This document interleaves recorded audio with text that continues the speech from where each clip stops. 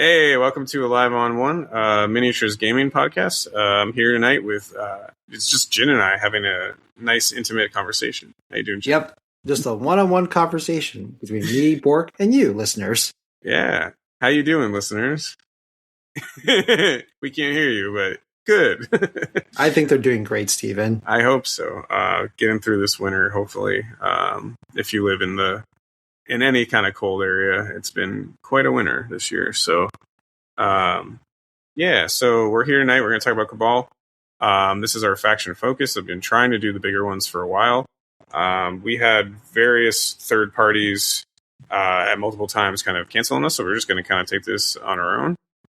Jen and I have been, I've been playtesting Cabal for at least a month now, probably more at this point, running through the different archetypes. My first affiliation was actually Cabal, so we'll get into that later though. Characters Live on One. Jen, looks like you got something here. Oh yeah, I just went to a recent tournament down in New Jersey. I was playing against Mike Dambois of the Strike Better podcast. We had a great game, but one of the most silly moments was that I had my Echo try to face off against the Star-Lord, who was alive on one already, and I was like, okay, no problem. I have 2 attacks to try to do 1 damage to Star-Lord. I proceeded to do not only the Echo Spender, but also the 7 dice scanner afterwards. I couldn't do any damage to him. And I think he was probably hexed as well, because I was playing this under Doctor Strange. So it just was like, wow, this is the saddest Echo activation I've ever seen. Oh, I just realized I was on mute. I said, that stinks, man. Yeah. I had an Echo one-shot my Kang this week, so I guess it can go both ways, right? Yeah, Echo can taketh and she can giveth as well. Absolutely. But it was a great game. So yeah, it was just a hilariously rough moment for her activation though. So it is what it is. Yeah, sometimes I always want her to be a little bit more consistent, but because she does feel swingy sometimes. But sometimes I feel game over. Yeah, and everyone whiffs, right? Every model you ever owned will whiff at one point. So yeah, at some point, even the best models will pivotally just whiff at an important moment, just because it is a dice game sometimes, and you gotta just be you just gotta laugh with it, because it was just this is so hilarious, statistically, how unlikely this was to happen, but it happened at a very pivotal moment. It's really funny when your bubble whiffs, and we'll get into the Kang stuff later. But I have had Namor do his spender and roll no damage through three re-rolls. I hope you like the effect you picked. Yeah. I often find sometimes with Namor, I'll pick an effect that if I'm just trying to kill a model because it's Cabal, and sometimes that's how you win with them. Sometimes we'll get into that, especially under Kang's leadership. And I'll just do the spender for the extra die, right? And often I'll pick an effect and no one, it's Namor 1-on-1 or 2-on-1 with one model, and so the effect does nothing. So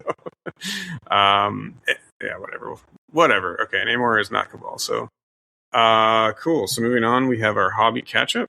So I've been grinding still. I got a lot of work done on my on a commissioned Demon Prince this week. Man, I want to say this publicly for our painters out there, or anyone who plays AOS or 40k. That model sucks. It sucks so hard. Just the amount of sheer detail. And the guy who I'm painting it for sent it to me built. So I was thinking about it. I actually texted him and I was like, hey, you send me another one of these. Do not build that model. I am painting this on the sprue or in pieces, because my God, this is so much detail. If you haven't seen one, Google it, because it's just there's just trim everywhere. There's faces popping out of the armor, and tons and tons and tons of stuff. So cool model though, and once it's done, it'll look really nice. But I don't want to paint another one. Reminds me of one of my least favorite painting projects, which was the Helldrake. Jen, do you remember what those are?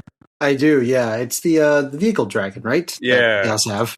There's so much trim on those models. I painted one and was I'm going to buy my second one from eBay painted, because I'm never doing this again. So, chaos. But anyways, in terms of MCP stuff, last Friday or something, I decided to go on a painting spree. So I finished, like, did a lot of my demon prints. Worked on Wrecking Crew quite a bit. They're like just being base right now, so they're pretty much done. And then I finished up my Bob. So very Cabal themed. So, and then Mr. Sinister too. Actually, I started base coding him with some cool stuff. So, man, Mr. Sinister. One day, yeah, man, he's a cool model. I mean, AMG already announced that they're going to change him. So hopefully that'll be at Adepticon, and we'll see some cool stuff from him. Yeah, so. I hope so. Like, I think he's just a lot of fun flavor wise, and like the even the tactics cards are just like full of flavor, or even just casual night stuff. Yeah, he's like a very complicated model too. So it's like if it would be nice if like you put that time in investment in to like figure out his card for it to like pay off, decently. Yeah. So hopefully, knock on wood that we see some good stuff from him soon. And upcoming events. So Battle Standard in East Windsor, March 1st, which will be like 4 days from this release. Yep, Sunday. Sunday, yeah, because it'll be Wednesday maybe you don't listen to this the day it comes out, but it'll be close to Wednesday when it releases, and then yeah, sorry listeners, I'm exhausted. So if I don't make English good, real well today, oh, we are. Maybe there'll be at least one English between the two of us. We'll see. You're usually better at it. So, well, listen. All right, someone needs to pick up the slack for my Chinese. Ignorance. There you go. Yeah, so that's happening Sunday. That's Jin's tournament. Only like 3 slots left. So if it's not full, sign up when you hear this. And then after that, we have the Alive on One charity event. For the Dana-Farber Institute at Midgard Games in Derry, New Hampshire on March 21st. We're approaching 30 already, a month out, because I've been dropping that like it's hot on every Discord I know. So I'm hoping we get to the full 40. We can actually go above 40 if that does become a thing. So I know I have a table, so it can be at least 42. And then Jen, if like we need like a table or two. But like, let's just get to 40 first before we worry about that. Yeah. But we're all going to be there outside of Sean because Sean just had a kid. I don't know if I'm allowed to say that on air. Sorry, Sean. But he had a baby girl, and so he's kind of taking a hiatus. I mean, to also be fair, like he also lives like much further than the rest of us. Yeah, but he was supposed to come last year, so I was going to hold him to it. All right, fair enough. Yeah. But you'll see most of the Alive One crew there. So yeah, come out, say hi, and contribute to a good cause. It should be a great time. Yeah, absolutely. Great store too. So cool. 7:55. Nice. I'm gonna put 8 minutes. So without further ado, our main topic of tonight, we're going to be talking about Cabal. So if you don't know, I mean, I hope you know who this affiliation is because they're one of the larger ones in the MCP. Whatever. Some would say also one of the first affiliations to be released for this game. Well, them and Avengers, right? I believe. Yeah. So they came in a box way back when, and there's one model and love that's still good out of that box, but everyone else is kind of aged. But anyways, we're going to talk about Cabal tonight. So because Cabal is this massive affiliation, we've got like 5 leaderships here that we're kind of going to discuss. They only have 5 currently. One is really new. In fact, not even. We kind of timed this out with the Kang release so that. We're going to talk about Kang. I've been playtesting him quite a bit on TTS. But anyways, yeah, so Cabal was my first affiliation, so they kind of have a special place in my heart. If you played long enough, the Cabal era of the giant winged tiger that just murders everything. So I did not. I actually missed out on that era, Jin. So when you came in, what was the predominant leader for Cabal? Was it Red Skull? It was Malekith. He had just been nerfed both times already. So is that this most current iteration of him, like with the 9/7 health? And yeah. Okay. Yep. And then Red Skull 3 came out a little while after that, and I was playing kind of Criminal and Red Skull 3 leadership for a bit. And last year, actually, I went to a couple tournaments with like a wide Red Skull. Actually, funnily enough, the other big list was Thanos Cabal, right? So, yeah. Funnily enough, I had put in like a month of like Thanos Cabal practice, and I didn't go to a tournament until like maybe 3 weeks of Thanos Cabal practice or whatever. It wasn't that much time, but I was about to go to a tournament, and the day before the tournament happened, they released the changes to Thanos. So I was like, oh, all that time wasted. But to be fair, I kind of slept on it for quite some time, just because I was a newer player at that. Around that time was when I first started actually getting into like competitive play and going to bigger events. So I didn't really know, Yeah. I mean, you know what you know, and you don't know what you don't know, right? So. Yeah, our meta was really local. It was like Maddox, me, Nick, and like John and a couple other guys. John was running like Asgard, Thor 1 back then. And we didn't really have a lot of exposure to like, Maddox was probably the only one who had gone to like larger events at the time. So we were kind of just doing our thing. Or we had just started going, right? Because I think I had just gone to my first ever winter. I tried to play decently well at, or something like that. So I think I went to the Everwinter before that, but the game was at that point so new to me, I had no idea what I was doing. But anyways, it's a long-winded way of saying there's 5 leaders. Some of them have been really good over time, in fact, oppressive. So we're going to run through them and just kind of tell you what they do, and then we're going to kind of walk through all the other stuff dealing with this affiliation. So let's start off with Miss Sin. What are your thoughts, Jin? So, first impressions, like I think she has a lot of like really consistent amount of attacks, because there's one of those characters like Punisher where you don't need a trigger right for a rapid fire, which is really cool. The hidden run's also good to sort of like supplement that, and she's got like a very interesting leadership. Can you tell me how this leadership works, Bork? Yeah, so it's really weird, and I read it wrong a couple times when I was using her. So basically, you have to be on an objective or within 2 of an enemy character, just one model, and then for okay, this is as complicated as it's going to get tonight. So let me try to do this well. If you're within 2 of a character holding an asset, anyone, you can have 3 models, like you can have Sin and her buddy, a couple buddies next to a model. You roll 1 die for any Cabal model that's surrounding an enemy holding an extract. On a hit, crit, or wild, they drop the asset. But this happens in the cleanup phase after you score VP, so it's more like a next round sort of thing. But that's the extract one, and then the secure one is if you're on a secure contesting it with another enemy model. If any Cabal is, you roll a die, and on hit, crit, or wild, you also get to push them away from the objective token. So, it says, that's kind of cool. I just noticed that little nuance there. You push them away from the objective token, which could mean different things because it's round, right?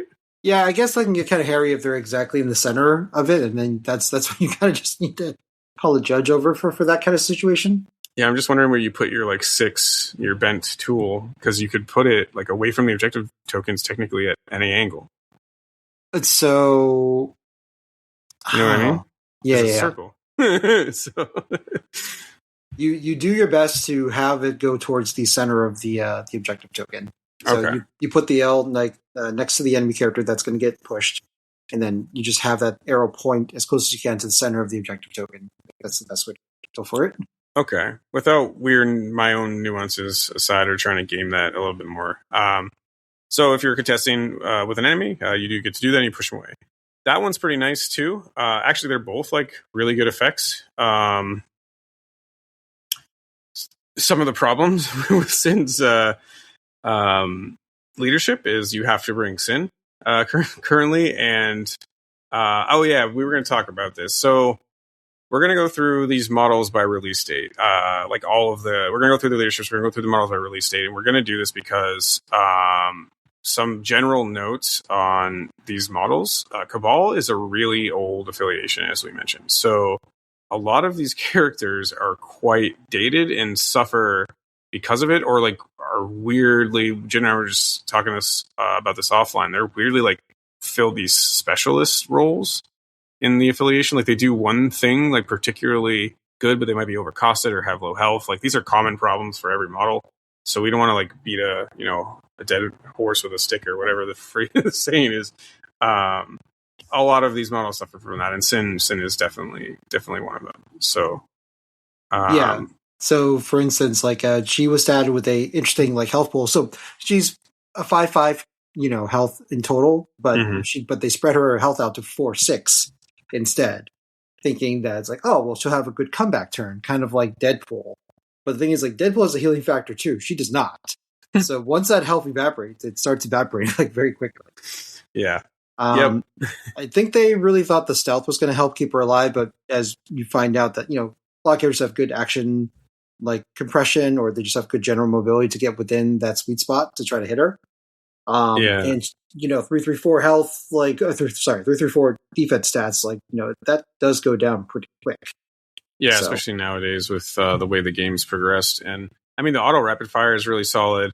I do like the idea of the ability of kind of like a husband and wife with crossbones, because you can keep prio in certain scenarios. And I don't know, if you're ever running her as just a model under Kang's leadership, and sometimes the turn you take out, you can play that card that brings out Iron Lad, which we'll talk about a little bit. You could theoretically have Sin and Crossbones there, and you can use the action compression, so you still have the same amount of models, maintaining prio, blah blah blah. So it's got some cute stuff to it, but I mean, the legitimately Partners in Crime is actually a really good ability, because you get 4 actions right out of 1 activation, right? And you can really focus fire somebody down, or you can spread out 2 objectives. So you're allowed to go wider, so you can play a 5 model wide list, right? But still have only 4 turns, right? And that lets you keep priority, for instance. Yeah, exactly. And the problem there is also those 2 models aren't particularly effective in what they need to do right now. So, but I mean, oh, go ahead. Well, I mean, like in the sense that it's okay, theoretically, Sin could have 4 attacks into somebody, right? For 4 rapid fires. Yeah. And Crossbones can come in and punch you one to 2 times, right? So that's we're thinking a Nick Fury kind of style of activation, right? And we know that that guy can definitely output some work. So it won't be as consistent as a Nick Fury activation. I kind of like to see it in that sense, right? Where just the volume of fires, even if they're low dice pools, can eventually tag somebody out. Yeah, no, I mean that's very true, especially if they're on low health, and then it's a good opportunity to kind of use that. But no, I mean it's good. I don't think it's bad. It's just those 2 models are not the most efficient 3s in the affiliation these days. But yeah, so Sin's leadership. So that's kind of Sin overview of Sin's card. Yeah, I do like the kind of troll rule. Well, it's only a troll if you look back, the Hair to the Wicked, when she's damaged by an enemy or allied effect. If she's not dazed, it gives 1 power, but normally she's 1 shot. So. That was my experience with her, just 1 shot. Because people are going to charge in, good. They're going to charge in. They'll pay the resources to take out that leadership. So use the resources. The problem is also the fact that the Heir to the Wicked's okay, you're giving me more power, but she actually doesn't have a lot to spend power on. I mean, most of the time I feel I'd rather still do Yarmak pistols versus the Spender, to be honest. The Spender's not that good. No, it's a very okay. So it's 4 power for 6 dice Spender that you need a crit and wild to get additional free attack at a Mystic profile. It's cool in flavor, but man, is that trigger hard to get on 6 dice, and 4 power is a lot to sink in. It also is just an excuse to waste power, on her, honestly. Yeah, and her hit and run's not good because it means you have to start in stealth range to kind of double tap, which you don't really want to be in range 3 of someone if you're trying to protect her. You know what I mean? Yeah. Well, what you could do actually is just you're doing it so that you walk to within 3, then you hit them. Yeah, walk back. Yeah. So you yo-yo in, right? So. Yeah, and it still feels a little. Yeah. But whatever. We're trying here. Yeah. Listeners, we're trying, okay?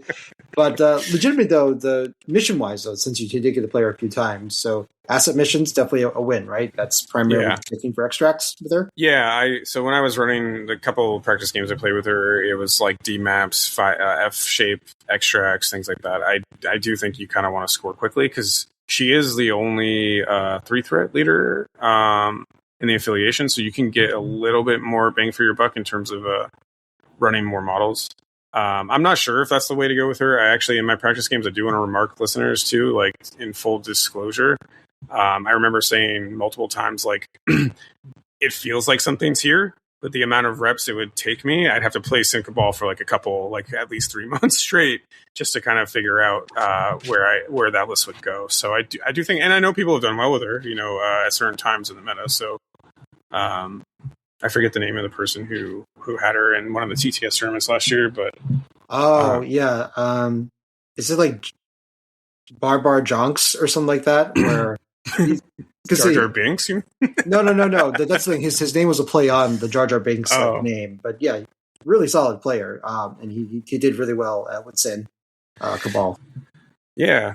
So one person's done well with them at one moment, in time. So, but again, like, honestly, like, it felt like there were some legs. I don't know if I had all the right pieces, and really finding what those would have been would have taken quite a while, because I think you want if you want prio, right? So maybe Crossbones was an answer there, and then you kind of definitely want to be able to, because if you make them drop it, you need to be able to pick it up and run away. That was kind of like my theory when I built the list. I took a couple models that were a little bit too non-defensive, but like, I like the idea of like a Namor in here too, to like, because it's not Cabal characters on our leadership, luckily. So it's just like characters you control. So you can, splashes are affected by this, which Cabal does have some stuff we'll talk about where splashes are not, like Dark Rain, for example. So you can kind of make use of this with like a Namor, where you make him drop. He can like charge, stagger, and then walk away, grab an extract, walk away, right? Which is kind of a good pattern to like take that extract back, and like basically you're kind of refusing flank after turn 2. That was kind of my idea when I was building my list. So right, and the leadership also works on grunts too, right? So if you want to just have a bunch of like bases around that can make people take tests for that push, or not push, but the acid drop. You can also leverage grunts as well to have more coverage. Yeah, I did have that idea. I had Nick and Red Skull 2 in my list to kind of play around with that, but I don't think I played enough to like make a comment on whether that's good or not. Red Skull 2 is like a solid 5 for Cabal, anyways. But yeah, so that's kind of Sin's leadership. It does feel, out of all 5, the most mission playing, if not the primary mission playing leadership. So yeah. But you want to talk about Malekith, Jin? Current Malekith? Yeah, current Malekith. So I did not get to play Malekith during the heyday. I'm just giving you a snapshot of what he feels like right now. And I got to say, man, he feels way more fragile these days than ever. The 9/7 health at a 7 threat, and his only real defense ability is the fact that he has to roll skulls, right, in an initial roll to get some more defense dice. So while I find that he hits like pretty okay, even if he doesn't have his pierce anymore, the fact that when characters go into him, the health sort of starts evaporating like pretty quickly for a character of his threat level. So that's I do want to caveat that he's more fragile than I would initially have guessed from first appearances. But yeah, you definitely feel very much also that 7 health on the back, because typically by the time Malekith will actually get injured, the game has progressed to the point where like the enemy models will have like good amount of power in them. They can start doing spenders and more efficient like big attacks. So getting through that 7 health like isn't actually that hard. Kind of goes down on his backside to a stiff breeze. Yeah, the cop save for this though, like I think he's definitely like one of the most finesse characters in Cabal to play as far as like leadership goes, because you got to really pick and choose your fights, right? And oddly, because the way they nerfed him so that he only could throw size 3s, now he kind of feels like he wants to go after like smaller guys, right? You want to go after smaller characters and trigger the leadership, because the leadership is actually fantastic, because you get to move after he or one of his characters on his team like kills somebody or dazes or KOs somebody, then another ally can then remove a damage, get a power, and then they get a short advance. So that sets them up for more missions. So you could have double tapped somebody and then like move somebody like onto a point where they shouldn't have been. Or you can kind of like look at it this way. Malekith goes out, kills somebody, right? Gets a friend onto a point and double taps somebody else. That friend double taps somebody and then move Malekith onto an objective point that, you had to extend off of to get at a person. So there's a lot of like sort of like flexibility in there that you can do. He does have access to all three attack types, which is actually kind of cute. So if there's anyone that's like weak to one, particular defense, cough, Red Skull 2, he can attempt to hit it, with a decent dice pool. And, he's got the domino, like, convert skulls into crits, like before you pop your crits. So like sometimes he does like hit like extraordinarily hard. Yeah, reality gem too, doesn't. Yep. But the only form of control he has is that ferocity. Like, so his charge into a Midnight Blade is the only thing that allows him to throw somebody, and they only can be thrown if they're size 3 or less. So it does kind of limit your ability to like fight like Hulks and stuff. That's where you just have to do straight damage. Butcher of Thors is a good spender though. So unlike Sin's 4-cost spender, this 4-cost spender makes a lot more sense. Range 3, 10 dice for 4 power. You get the place 1, and then you get a boatload of great conditions: bleed, hex, shock, slow. For each wild too, which is nice. Yeah, so if you just like, Yahtzee a bunch of like wilds, like you're feeling like pretty great about yourself. But he's but he's also fast too. I guess like, having the stats to be like, it's like, oh, he's a large base and a medium move of flight means he can pick up 2 hammers, like, round 1, which is kind of nice, for instance. Yeah. Cool model too. Like this is the first MCP model I ever bought, actually. So fun facts. Yeah, honestly, like since you're playing AOS right now, man, I don't think he's like that out of place out of an AOS like range, to be honest. Yeah, he's a little weird. So I did I knew who Malekith was to some extent because I had read some of the Thor runs where they like face him. So that's kind of why I was like, oh yeah, like Malekith. I remember this guy. And like obviously we ignore the movie, but when you're first getting MCP, you're buying the characters you love from the comics for the most part. At least I was. A lot of people do that. And then I found out that he was still good after a couple nerfs. So I think actually I played him after the first nerf. It must have been because he was still like a problem. So So when they took away one of the big things was that he used to have the ability to just prevent you from re-rolling into him. And that was really rough because it turned off a bunch of leaderships and play patterns into him for offense. So they got rid of that first. But it turns out, 7 dice energy builder with, with a Pierce. His ferocity was 2 power, so he started with the power to do it. Oh, that's right. Yeah, for 2 power. So like it was very silly, basically. Yeah. Do you think he feels playable, or do you think he needs a buff these days? I think at this point, Stephen, he definitely needs a buff. I think, considering, listen. Nick Fury is a 7/6 health model at 4 threat. Yeah. That 9/7 feels so rough. Yeah. I mean, Carnage like has almost as much health as this current version of Malekith, right? Yeah. Honestly, I don't know why they don't play, like AMG doesn't play with the threat levels ever. Because I do feel like if you just make him a 6, he's pretty solid. They did once for Bullseye. Okay. Bullseye used to be a 3 threat, and they toned him down to a 2 threat. Okay, so that's the only time I know, I guess, like I've ever heard of that happening. So yeah, it was so sad because like all they did was change his builder to a gainer, and that's what made him a 2 threat.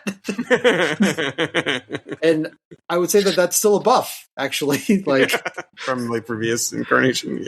Yeah. So yeah, it's pretty crazy. But I will say that so Malekith I think is like very interesting to play. He's got like 2 really good tactics cards that I think may keep it really interesting. So he's got Black Bifrost, and right now, currently, as the time recording, Strange Defenders is doing a great amount of work, especially with pentagrams with Soul Strange. So having another character that has access to a portal-like style of play actually gives a lot of flexibility for moving around the map in rotations, as long as you're willing to take that 1 damage. And he's also got like a Midnight Phantasmagoria, so that's his actual like big control card where he can push basically everybody around him. And get I used to use that a lot on his healthy side, because if he gets down to like 2 or 3, you're like, okay, let's rip it. And then he heals, well, usually he heal 2 or 3 back, but that's a whole nother turn. We got to get through his Cloak of Shadows and things like that. So, Yeah. So I think he definitely, until Kang was like previewed, like he was still like your tall guy, like Cabalist. Yeah, in fact, I've seen Malekith in the past 6 months, like on the table. So in general, listeners, I would say that Malekith is definitely playable. The thing is, like, he is really fragile, so you have to really, really pick and choose your fights. And like, he's probably the most like careful you got to be with a leader out of everybody else on this list, at least in my opinion. Yeah. The Red Skulls suffer from a similar issue, but yeah, but they're 4 threats. Like even if they go down, like the list will still carry on, you know. So like, that's true. But like Malekith, when he goes down, you're like, I really feel that, you know. Yeah, I will say Kang has some similar issues too. If he's not on a defensive bubble, he kind of dies as well against physical, especially obviously. But anyways, we'll get there. So I guess we'll do Red Skull 3 before Red Skull, just so we can switch back and forth from the things we playtested. So Red Skull 3. So that's, I love this model. Master of the World, to clarify the listeners. Yeah, Master of the World. He's the one that came in the new core set a couple years ago. I still think this model is one of the most underrated 4 threats. I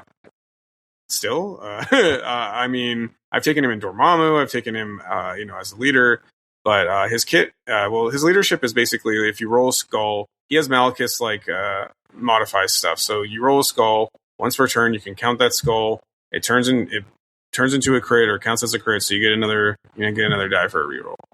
Before I read Kang's second part of Kang's card, I thought he was still the better leader. But if you do, or when you decide to do that, you either lose a power or you suffer damage. Normally, when you're playing it, you're using that, because it's only once per turn, you're using that to push through damage. So you kind of have, you have to do it before you see your opponent's dice, which is actually the most annoying part of this leadership, because I can't tell you the amount of times I'm like, don't roll your dice.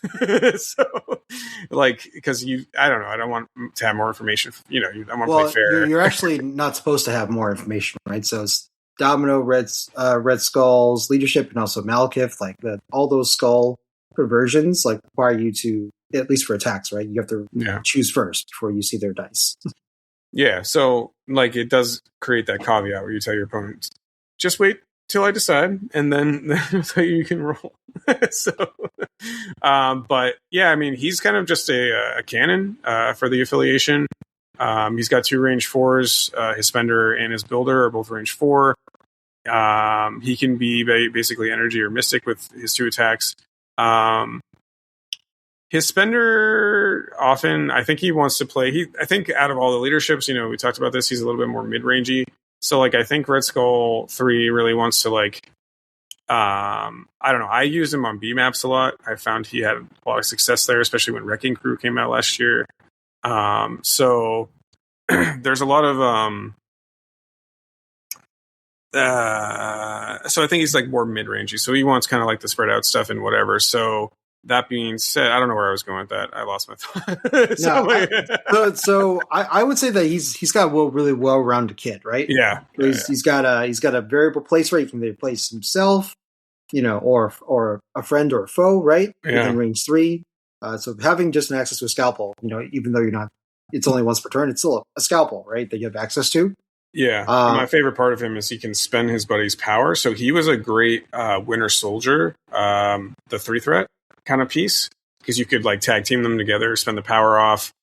He gets the covers, which makes him a little bit more tanky because he does have a 4/3/3 with no defensive tech. So he can just go down 6 health again. So, relative 6/6. So he does get shot, but the spending your buddy's power is like really, really, really, really strong. Especially if you're like pairing him with like Winter Soldier, the 3 threat, because you have a range 5 where that character can gain power just by sitting around on an objective. Yep. So, very, very strong. And he's got a throw, which is actually a terrain throw, which is actually a common theme in Cabal I want to talk about at some point tonight. They have a ton of terrain throws and not a lot of character throws. So it is kind of a common thing. And having lists built, like all these archetypes for these lists while we were kind of preparing to talk about these guys, I noticed some trends there, and they give bows, they don't give character throws for the most part in this affiliation. So yeah, a lot of bows, but in this case, though, Red Skull does have access to a scalpel, right? So he still has some sort of like control. Yeah, he's able to do, which is really nice.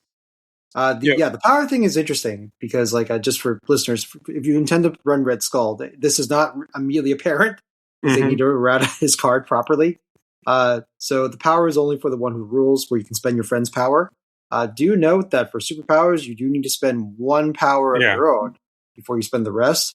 And then for the reality bows to me spender, you do need to actually have 4 power on Red Skull first before you begin siphoning off your friend's power to use the move. Just because of the attack chart does check to see if the character that's doing the spender actually has the power on hand in the first place. So that's so weird. I know. I need to say this now because there's a lot of things on this card that, like, I think they had good intentions, but they weren't clearly written well upon printing. But yeah, I love this character's kit, and I actually have been trying to splash him in other places too. Especially if, like, let's say I have like a Hawkeye affiliate, right? Well, he always has his extra power, so why not have somebody that can spend it, right? Like Red Skull. Yeah, and I mean, in terms of his leadership, like, it may at first. So what I found playing this, because I played this last year for quite a while, at least like 2 or 3 months or more.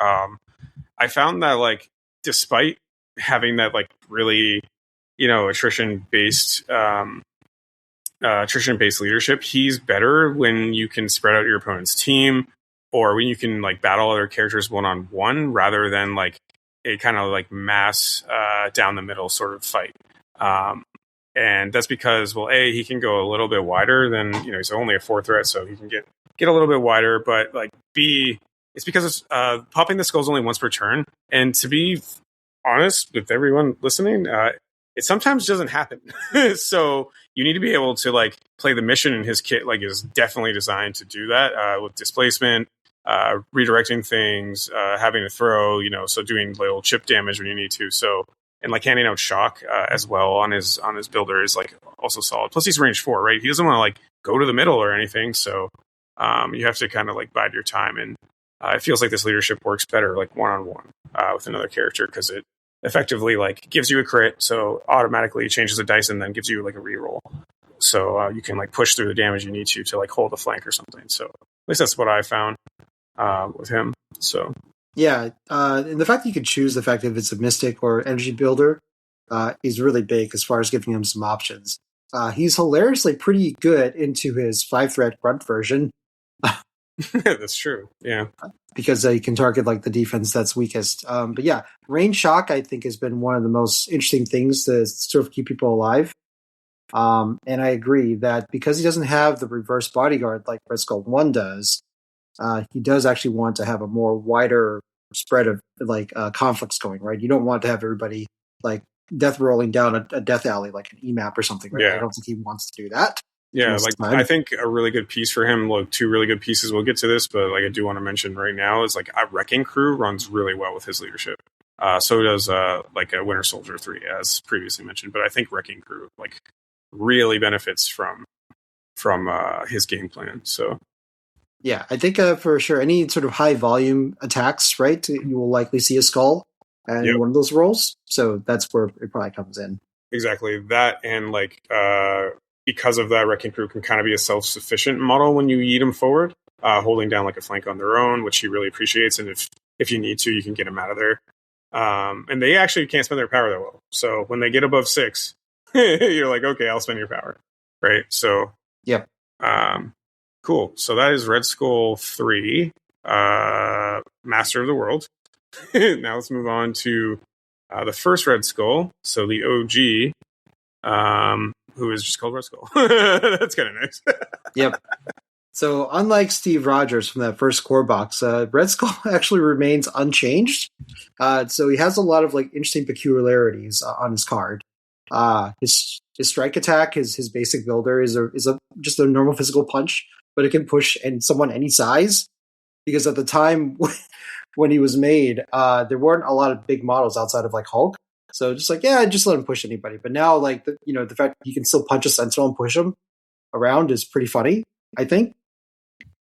The Cosmic Blast, this, I think, Bork, would be a gainer these days, but for when it was made, range 4 or 5 dice, 1 cost spender with sap power. And I was just like, oh, this is rough sometimes if you can't get the sap power triggers off. Yeah. So Sean was going to be on this episode with us, and he played Red Skull 1 Enemy. And to be fair, like, I remember we left that game, was like, this guy's got some legs, but he used the Cosmic Blast a couple times because he's like, well, I have the power and I'm not going to use it. And it's range 4 versus the range 2, right? And it's just like nothing happened and no sap power. And then he was like, well, okay. So that's neat. Yeah, good job, Red Skull. You just spent the power for nothing.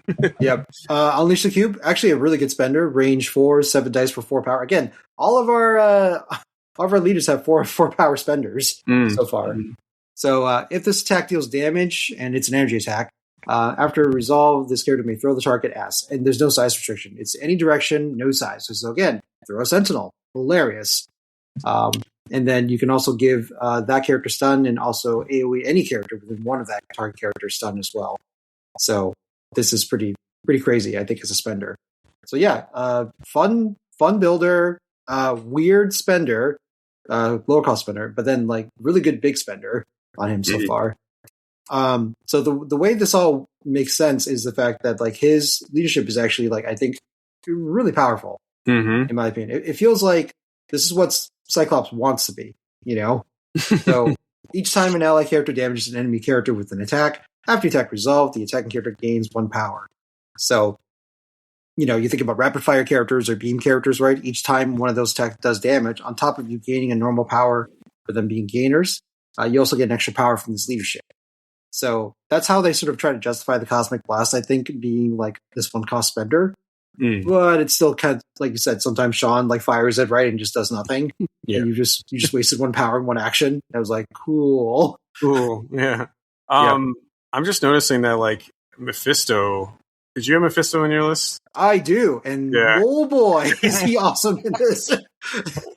I can imagine. So. Yeah. It turns out when the devil is getting 3x extra power every turn, his kid kind of goes to 11. Yeah, you don't even care if you have the tokens at that point. You know how like a lot of Shadowland Mephisto players will like set him up to like beam when he has like all 3 tokens to count more. I mean, obviously you want to generate tokens, but it's like you're just like gaining power, so you can beam every turn. So actually, you still actually want to go for the tokens, but what's great is that is the Infernal. Well, no, what I'm trying to tell you is that the Infernal Bargain. Now, when you do that 1 damage, not only do you get a token, but you also get a power too, right? So So you are just, it's all, it's like all gas. It's all gas, man. Like it's all gas. Like I'm happy to build like up to 3 power, and then I just have, beam towns that's just going to refund me like stuff, right? Because like, I'm running Mephisto in this league. I'm splashing Crimson Dynamo as well. Nice. And I'm just like beaming everybody. Because it's not once per turn. Note, listeners. This is correct. So again, leadership. Unlike Cyclops, where you can only give per person 1 power, right, per attack, this allows you to have a character gain an extraordinary amount of power if they have the ability to multi-attack, like in a round. Yeah, I can see this being really cool on like Lockdown too now. Just because like it's such a tight knit scenario, or like Amcron or whatever. So right, exactly. So let's see. The next thing is like he's got the Cosmic Cube. So this is, again, an old style thing, very much like old Clea. You spend an action, you get 3 power. You got to roll 5 dice, and however many skulls you roll, you take that much damage. So sometimes it takes 0, sometimes it takes 5 damage for the skulls. Have you rolled that?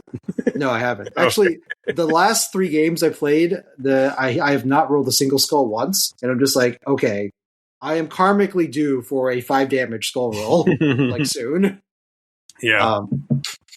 But on average, you roll like what, 1 or 2? 1 or 2, yeah. So that's usually what's going to happen. Then Master Cube, he's got teleport ability, so either he picks himself or a friend within range 4 and teleport them to of their current position. Character can be placed by the super only once per turn. So you can do this multiple times to different characters, which is really good. Mm-hmm. So being able to move pieces around is really, really good. Finally, the thing that actually keeps him alive is Hell Hydra. He actually has a reverse bodyguard. So, unlike Steve Rogers, who protects his friends, he spends 2 power to tell a friend to take a hit for him instead. So, you could chain that out with Mephisto too. Weirdly, you could like Mephisto take this hit. Oh, then we're going to teleport someone else in. I have done this, Bork, and it's great actually. Well, because it's also kind of like free movement, right? Yeah. So, like I said, I'm picking Crimson Dynamo, right? Which like typically sometimes will have mobility issues. So, someone attacks Red Skull, I tell them to attack Mephisto. Then Mephisto is like, "Hey, meet my associate, which is Crimson Dynamo." Plunk, like in there, and then after that, he then does a dispersion field to reroll their attack dice. Yeah, and you probably set him up for like say he hasn't activated, you can set him up for like a nice beam. Yeah, while you're doing that.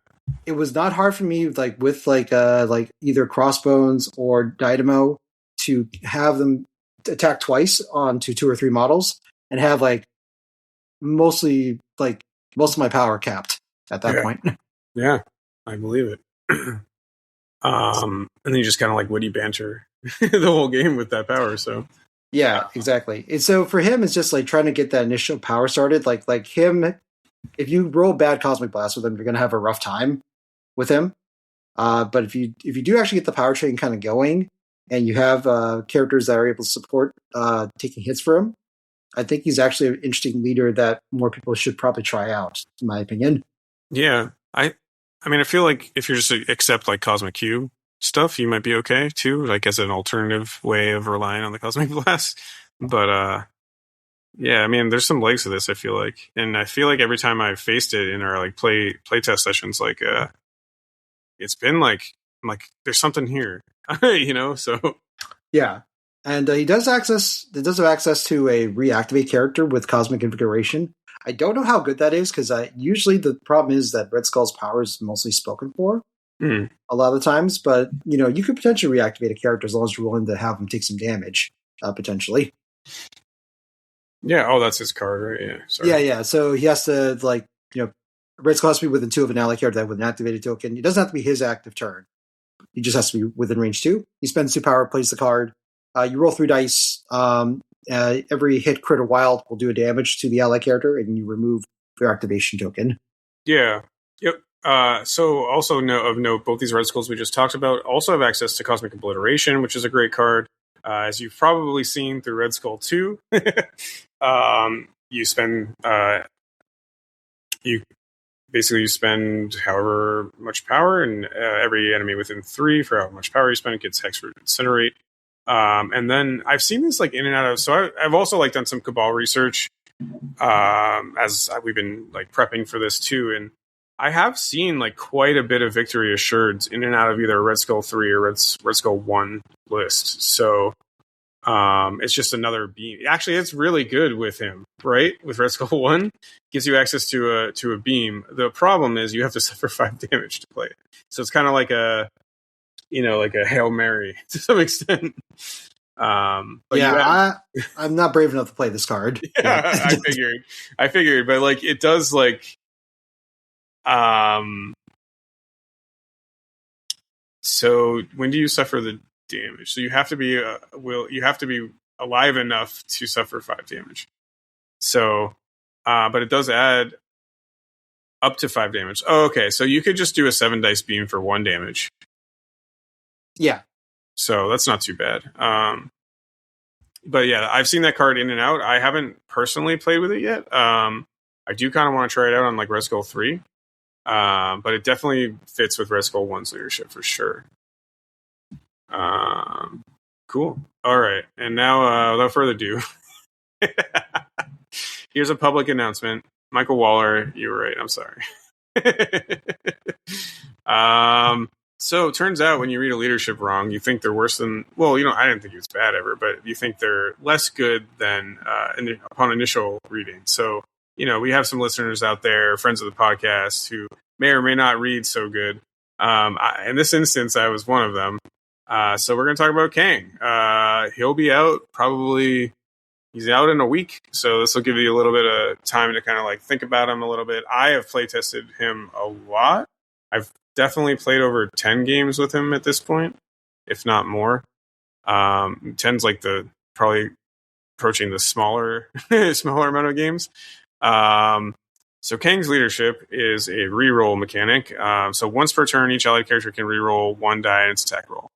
And then that's like whatever. Because additionally, allied characters can modify and reroll skull results when they're holding a contesting an objective token. That's on attack or defense. So he kind of has the Miles one, but it's actually a little bit better because even though the rerolls in the attack roll, he unlocks skulls on defense for his characters that can reroll.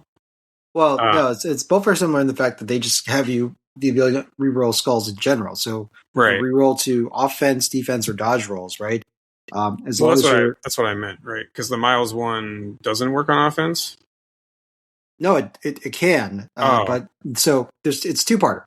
So Kang gives you an offensive reroll, right? Once per turn. Yep. Miles just gives you a additional defense reroll. Period.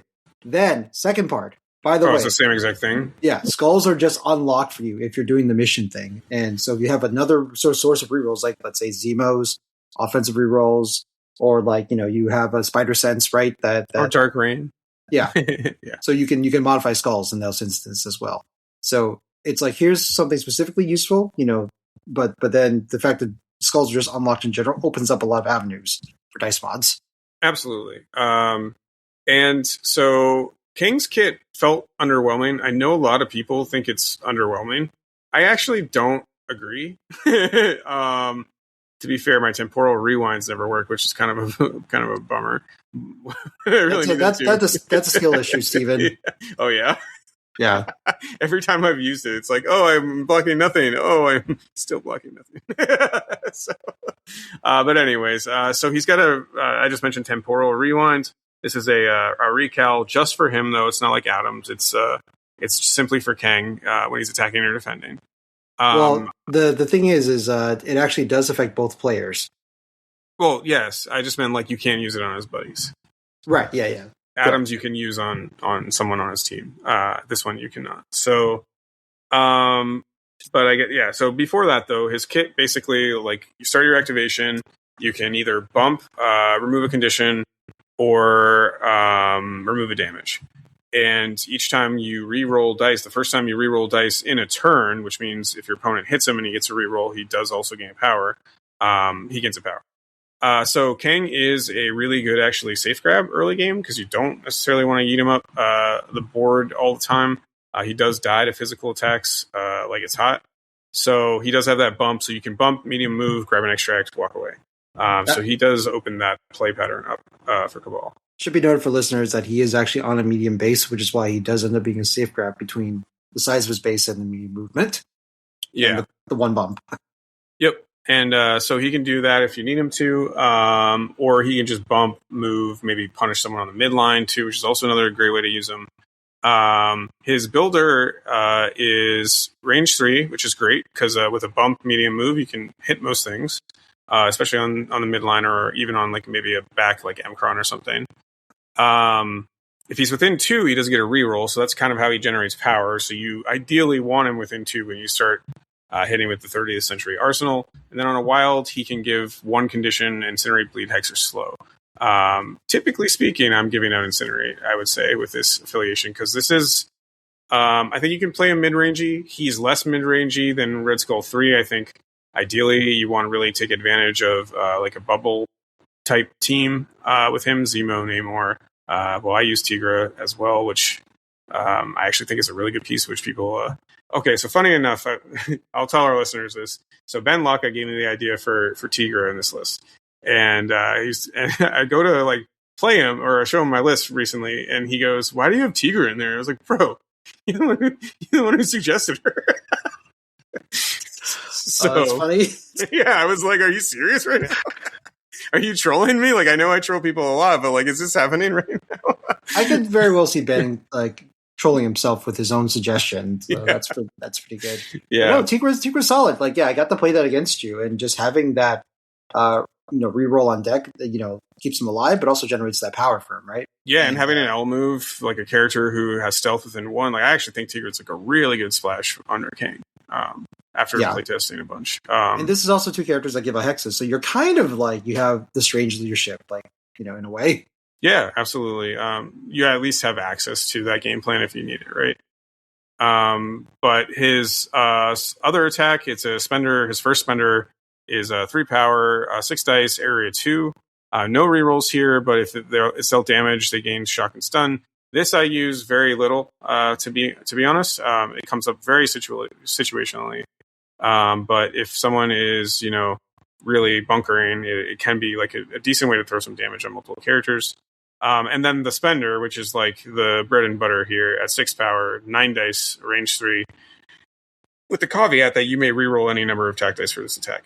So because Kang's Cabal, you can also stack Dark Rain on this and basically convert everything, unlocking skulls if you're on objective. So it just like does what it needs to every time, right? So yeah, initially you may think the 6 cost per spender would be very expensive, but I think because of the access to unlocking skulls and the rerolls, it does become very appropriately costed, I think, by the time you see you can build it in one turn. I've done it if Kang starts in the power phase with 1 power. All you need to do is 4 damage and then a reroll, and you can build up to the spender. So that's not really reliable, but like 6 dice energy, usually you're hitting something. Say you hit like a 3 threat with 3, like you probably get there, if not that turn, the following turn, right? So, or someone hit him, at one point and he rerolled. That's why Tigra's so good, because it gives him the power out of activation or out of sequence, because he does not have a defensive reroll except for the temporal rewind on his own.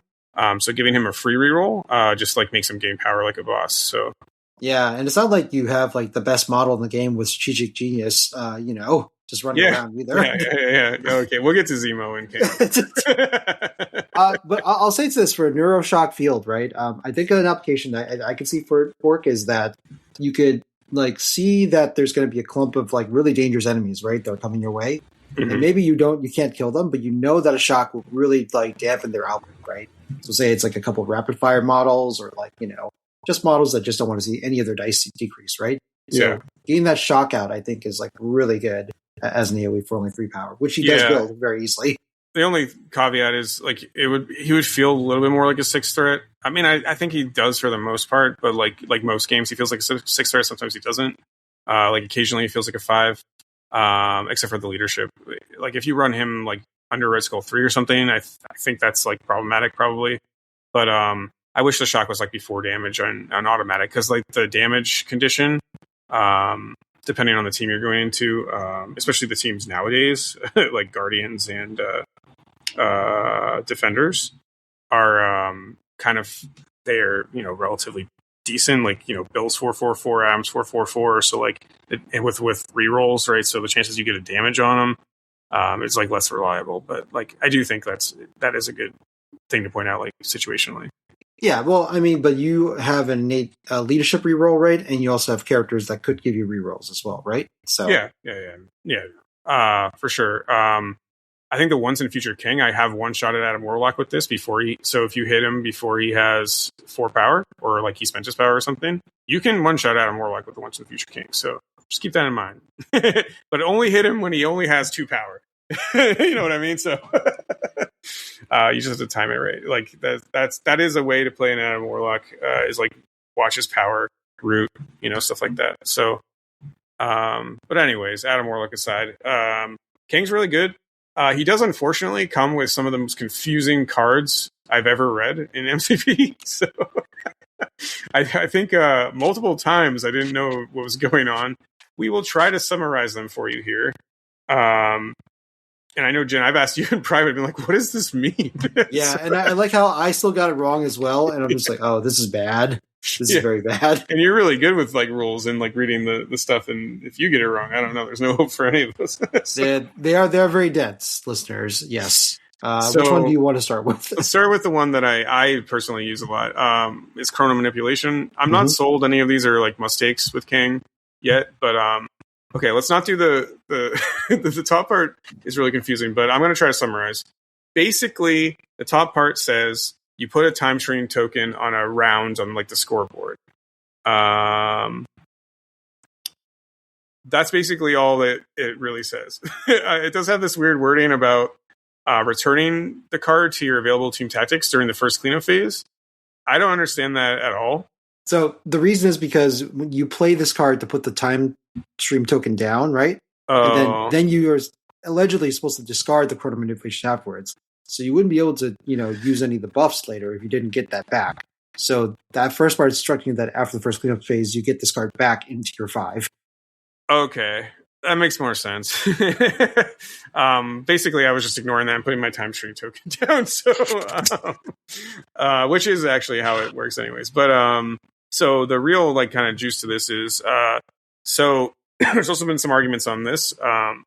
I think so. This is the way I read it, and I'm pretty sure it's correct. Nathaniel Richards or Kang has to spend 4 power no matter what when you play this card. So you spend 4 power. If you can remove, if it's the round the time stream token's on, you remove it, you get 2 effects. If it's not around the time stream token's on, you can still play the card, but you only get 1 effect. I would agree with that interpretation, yes. Yeah. So the effects, though, are you can remove 2 damage or 2 special conditions in any combination. So you can remove 1 damage, 1 special condition, 2 special conditions, or 2 damage. You can place yourself within 2. And the chosen character gains 2 power. And this doesn't have to be Kang. This can be somebody on your team. So it's kind of like a nice mid-game thing. I always put my time right now, still in playtesting mode, right? I always put my time stream token on round 3. I can see a world where I put it on round 4, but I think typically speaking, I think round 3 is a pretty good spot for it. That's usually where you have enough power on Kang where it doesn't matter as much, but the bump is really good. The 2 damage is really good because the games I've used it on Kang, he'll be on his healthy side round 3 and but at 1 or 2 health or something like that. And because you do have to get through his recal, especially if you're not using physical attacks. It does most games he doesn't just die to a stiff breeze, but sometimes he does, unfortunately. But in those situations where someone's just trying to whittle you down, this is really effective to gain some health back. And it also refunds the power on him, technically speaking, if you give him the power and don't take the place, right? So you can remove 2 damage, only really lose 2 power, and basically heal. Yep. So that's that card. Yeah, I think it's really good. Yeah, very very versatile, right, for what you need. And usually, round 3, a lot of stuff is usually happening, right? As far as you can see where the tempo and where the scoring is going and stuff. So you're okay, what do I need now, right? Exactly. And the fact that you can play that on any character is actually really, really, really, really good, actually. That's one of the best parts about it, because if one of your guys is in a tough spot, maybe Zemo's about to go down, right? On his injured side, and you're well, this is my powerhouse, and I'm probably going to activate him first. So now he'll heal, and or you give him the extra power. You place him 2, so you can just, without charging, just double tap, right? So it can be very double tap with rerolls. I mean, basically is why you do that. But yeah. So very solid card. Is it a must take in Kang Ball? Not sure. Still figuring that out. So the other 2 cards, which were revealed as well. Oh God! Every time I open one of these up, I'm there's so many words. Which one do you want to talk about? Steal the Future. Sure, Steal the Future. Okay. All right. So you play it during deployment, and then you put it put it aside near the battlefield. Okay. So okay. All right. Let's do it. Okay. So basically, this is damage mitigation, right? At the cost of some, it's don't get punished now, you get punished later for it, right? That's the basic idea of the card. So when Nathaniel Richards would suffer damage, they can suffer 1 less damage, and then you put a damage on this card. Okay. And then, let's see, each cleanup phase before scoring VPs, the Nathaniel Richards may suffer any amount of damage, remove the same amount of damage suffered from this card. So you're trying to do this push and pull effect of how much damage you want to put on this card, right? So that's kind of the idea. Now, and so if there's any damage on the card, okay, so when scoring VPs from the crisis cards, you score 1 less for every damage on this card to a minimum of 0. So that's why it's very important that you get to suffer damage before you score the points, because okay, I could leave the damage on this card and not have my Nathaniel Richards take it, but I will be scoring less because of that. Okay, you can't score negative, so it just says at most you score no points. Okay. And then, during each cleanup phase, if this card has 5 or more damage on it, choose an allied Nathaniel Richards that is not dazed or KO'd. Push each character towards the chosen character S. Additionally, after all moves have been resolved, the chosen character is KO'd. So if this gets 5 damage on it, basically Nathaniel Richards is going to die but he's also going to do a big push when he does that as well. Yeah, this card can backfire so hard on you. You could be like, "Oh, I'm gonna like be conservative and smart. I'm gonna remove 1 damage on his healthy side, like suffer 1 less. Put it on this card, and then they just deal 4 or 5 damage after it's activated." Yep.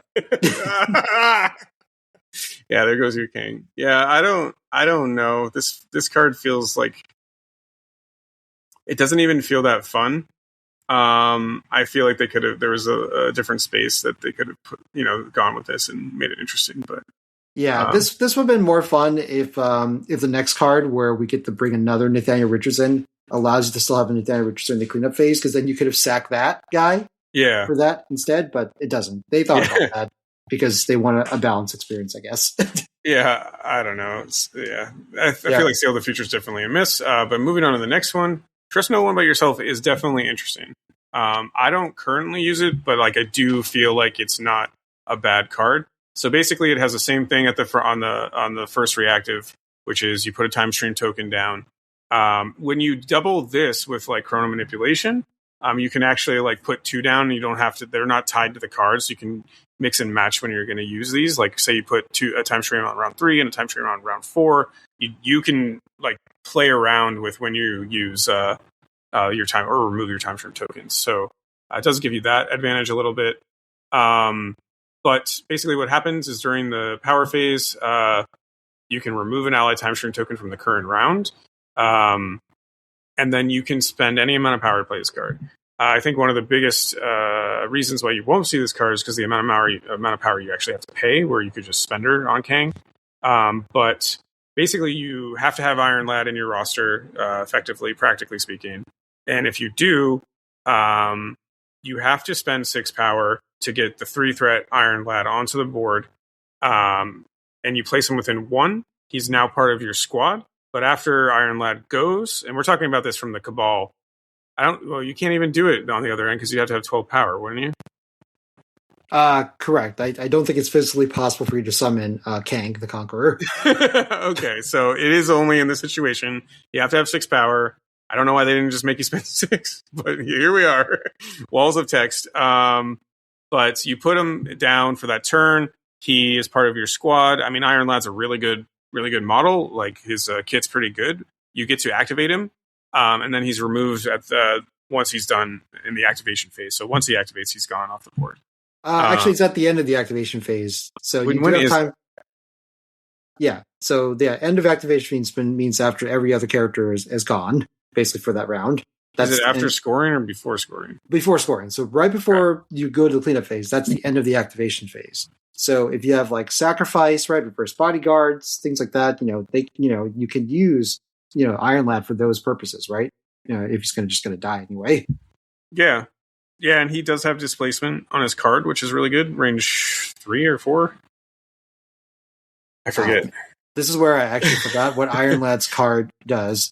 A moment, please. Yeah, we're both beep beep boop boop. 1 second, yes. please. So yeah, he's got the impact weapon, but it's not impact weapon.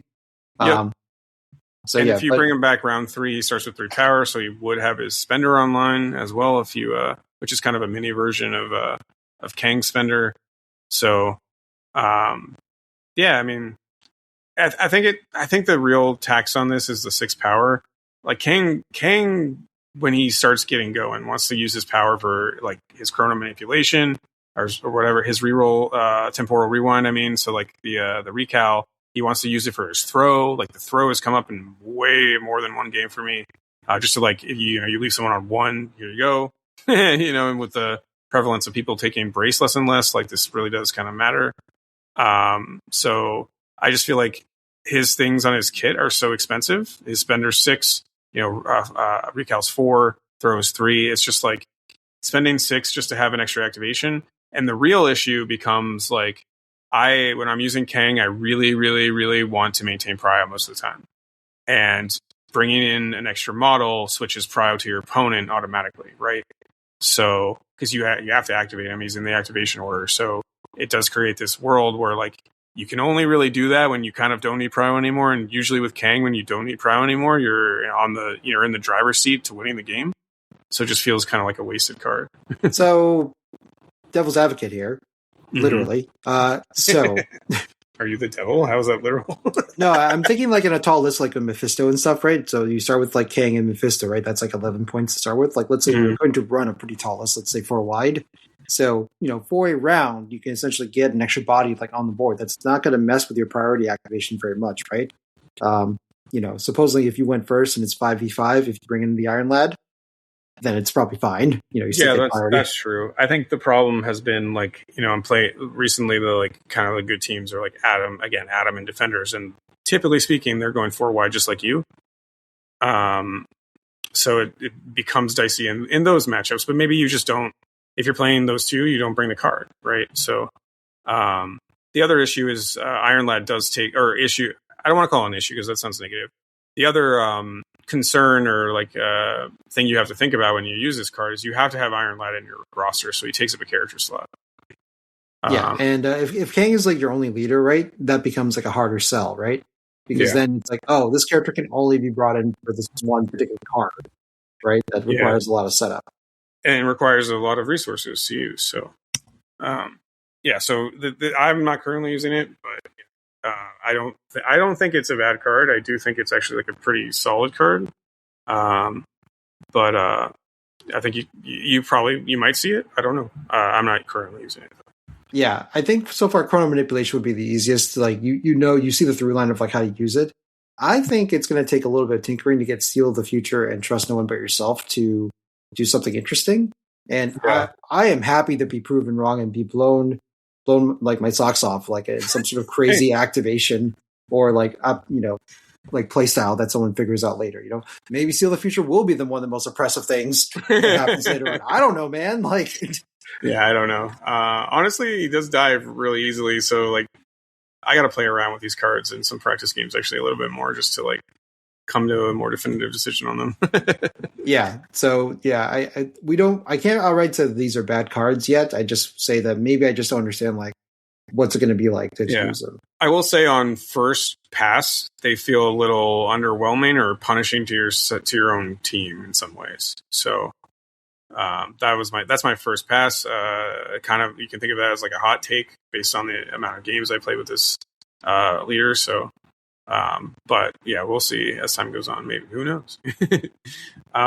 Cool. So we did the characters by release date. We're already an hour and 12 in, and we've only talked about the leaders.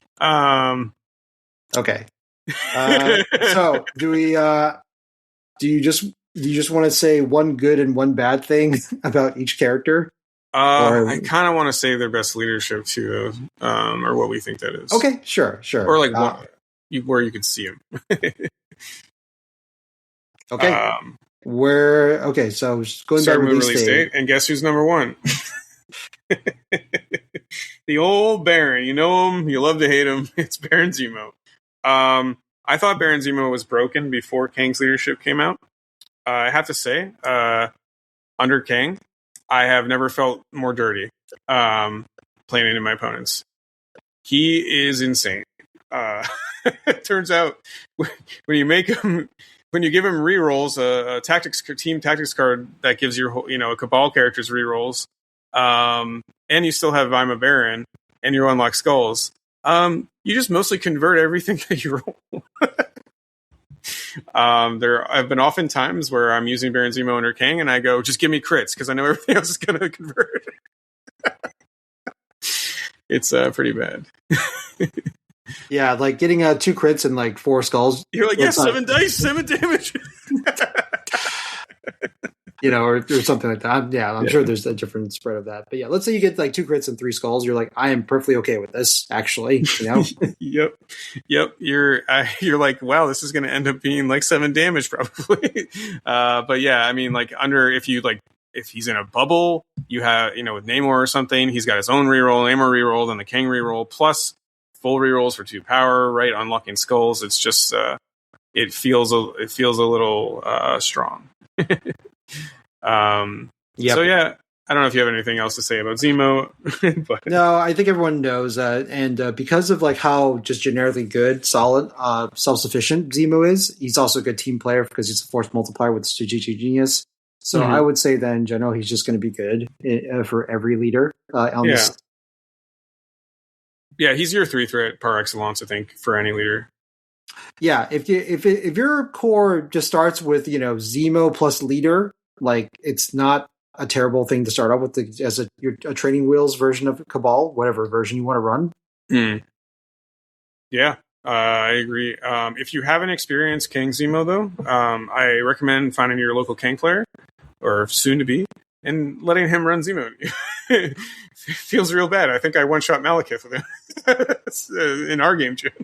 I don't want to talk about that. It's okay. Yeah.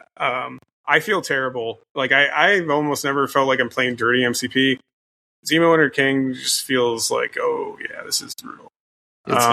Yeah. So yeah, folks, if you're a Cabal player, guess what? No one can say you're a tier wagon hopper because this guy's in your affiliation. Yeah. So there you go. Planned it all along. Go ahead. Okay, so next, shall we move on to our next person? Yeah, OG Crossbones. Crossbones 1. Yep. Like I said, we talked about with Sin earlier. I think there is very much a reason that you would take Crossbones 1s, but basically under Sin. Unfortunately, I think otherwise, Crossbones kind of, his lunch gets eaten by his second version at the same threat level. With the beam. So, yeah, because they're both like durable pieces with aggressive and short moves. The short move is really killer as far as like being on a small base, unfortunately. Yeah. So you gotta be very purposeful like where you put them. But at least having that 2-in-1 activation with Sin, I think he's able to get some work done and also like help play the scenario as well in a wider Sin team. Yep, agreed. So I think we can move on. We got 5-threat MODOK. I like this guy. I do like this guy. I know he was a problem like a long time ago, right, or something like that. Yeah, his bows used to not be once per turn, for instance. So good. Yeah. I wasn't around during that time, but like he's a solid 5-threat. I think he gets undershadowed by some of the other 5-threats that were introduced that we'll talk about, like Mephisto or Dracula, but especially Dracula because of the bow nowadays. But a range 4 Mystic, he adds Mystic. I think that's kind of a highlight. They have access to a lot of Mystic, though, to be fair, if you're using one of the Red Skulls. So but a range 4 6 dice builder, like it's still like really, really good, right? Yeah, and there is an archetype like you could. We haven't talked about this at all, but like you can do kind of like a shield-esque, shooty type Cabal archetype too. So like he would definitely be a good piece there, right? Yeah, and he's also a character like Red Skull 3 that is able to, I think. Let's see. Oh, so he can spend power for himself, right? So he's able to spend power easily because he's able to use it for rerolls. Which is really nice. And the fact he just turns off wilds on his front side with 10 health. It's Gambit's worst stay, basically, into this guy.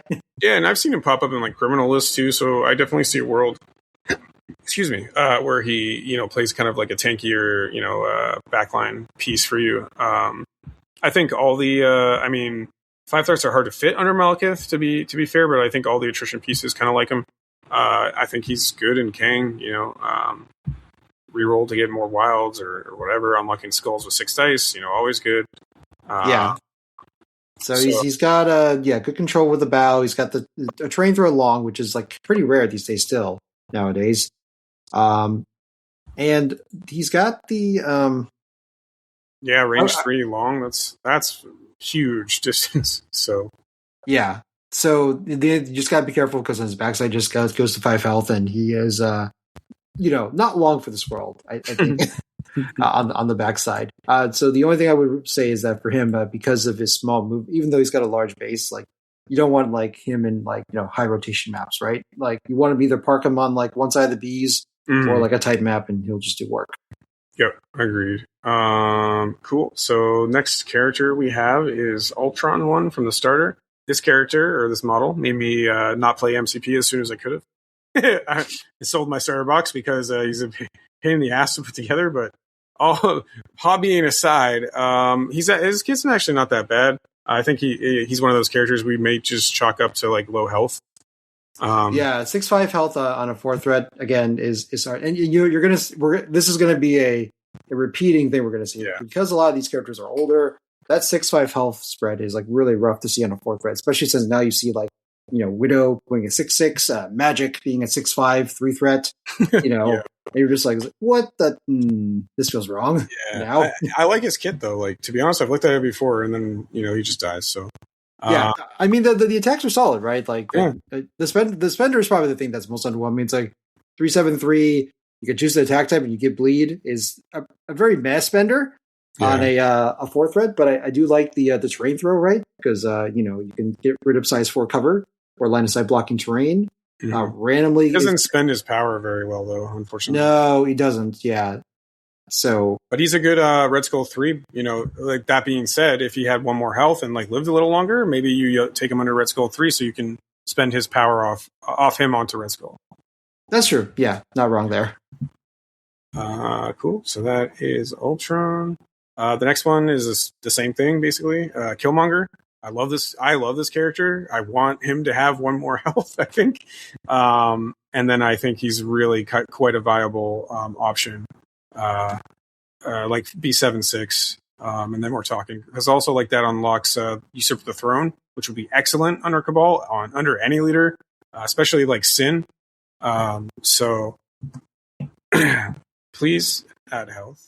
Yeah. So unlike Ultron, I think like the offensive output that Killmonger actually puts out still makes him like, it's not out of this world to take him, right? Because like he can just output so much hurt between like the extra dice, the rerolls he gets, the more dazes and KOs he gets, right?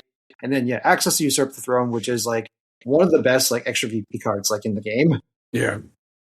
I mean, you still see him in lists like to this day. Like, it's not like he's not in people's 10, especially like for Wakanda and whatnot. Criminal sometimes, Cabal maybe occasionally, but I definitely think health basically. I mean, Usurp the Throne with unlocking skulls and Dark Reign, as you said, like that sounds like you probably get those extra VPs, Yeah, maybe.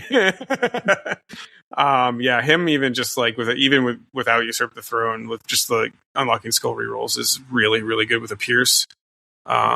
So Killmonger's like, I thought, because when we were planning for this episode, like, and I'll mention this now, I guess. So there were like a couple of things I noticed just about the characters and at certain threat levels. The 3, like outside of Zemo, and then outside of like Red Skull and maybe, I don't know, 1 or 2 others, the 3 threats really fall off in quality. So, and the 4 threats. So you do kind of like have some weird, like we said at the beginning too, it's like some of these characters, and we're about to talk about one, play these really weird tech piece roles, where you want them in some matchups and they're really good there, but then they're not good every game, so you can't really bring them, and they take up a slot. So if you take more than 2 in your list, it feels a little crowded, or like you're teching too much. So I will note the 3s and the 4s kind of suffer from that. I don't think the 5s do anymore because, well, let's be honest, there's a lot of new 5s for Cabal that were released, so they kind of feel fine. But yeah, some of the 3s and 4s do feel a little So our next one, scrolling down, we got Loki, God of Mischief. I actually love this model. I think he's really good right now. Again, he like has these rises and falls because, again, he's kind of like a tech piece, taxing people's power, and then on his flip side, he roots them effectively and then roots Hex on the back. And when he's targeted by an attack, like say turn 2, he gets to Trickster away, which is really strong power, especially against charging models, right? Or range 2 attackers, right? So I don't know. He counts blanks, so he pay 2 to count blanks on his attack. So I think he's just overall, or defense actually. So overall, I think Loki's just like a really good tech piece for all the affiliations. If you need something to kind of like play that control game into your opponent. Yeah, he's kind of like the opposite of Steve 1, right? Where like he's taxing everybody that extra power, and that lets you mess up like a lot of people's like combo plans a lot of times. Or like a lot of people's like game 1, game 2 plan, or turn 1, turn 2 plans, like can be heavily impacted by Loki just standing there, in the right place. So yeah, he's still also like a 5/5 healther, but at least he's got the ability to sometimes get blanks out of it too, so that could be good. And the Trickster does really kind of mitigate that. If you just have to, I think Loki is a kind of a high skill model. You really have to use him well and make sure his positioning is like on tight. If it's a little bit off, he just dies. So yeah. Do you put a gem on him typically, or do you think he's best without a gem? So I take him in my King list for the 18. So I specifically don't put a gem on him because he doesn't fit otherwise. But I have played into Loki and used him with the mind gem, which I really really like. And I know there's space gem builds too. So yeah, I think giving him some displacement is actually really good. Maybe if he just walks and just throws a guy, well not throws, but advances, bows a guy right into your lines, like it feels like pretty good, right? So yeah, especially when he's kind of like your control piece amongst a sea of people who want to hit things. So being able to move your enemy into like the exact right spot for like a double tap from like Ultron, Ultron 2, for example, with the range 4 double tap, that's really kind of a good combo. Or you walk them into Drax range 2, and now you're talking, right? So yeah, I actually really like this model. He is currently in I think all of the lists I made as one of the 4 threats. So. Oh yeah, I also forgot the Giant's Blood actually helps keep him alive as well these days too. That range 5 placed with the debuffs you hand out to people. Yep, so, gives them slow and root too, so it can really kind of neuter say name more charges. And you're like, cool. Slow root and I'm gone. So I like Loki a lot. He's definitely aged better than some of the other 4 threats, I think, here. Yeah, he weirdly has aged really well, all things considered. So our next one, who is a 2 threat you can take, one of 2, is Bullseye. So Bullseye feels pretty bad these days for me. I typically, I think in all my Cabal lists, use Bob if I'm using an affiliated 2. For there's some weird threat levels where I take him. I take him at 20 in my Kang list. When I take 2 Force Splashes, I'll take Bob, Kang, and Zemo, and then 2 Force Splashes at 20. I believe that's 20. Yep.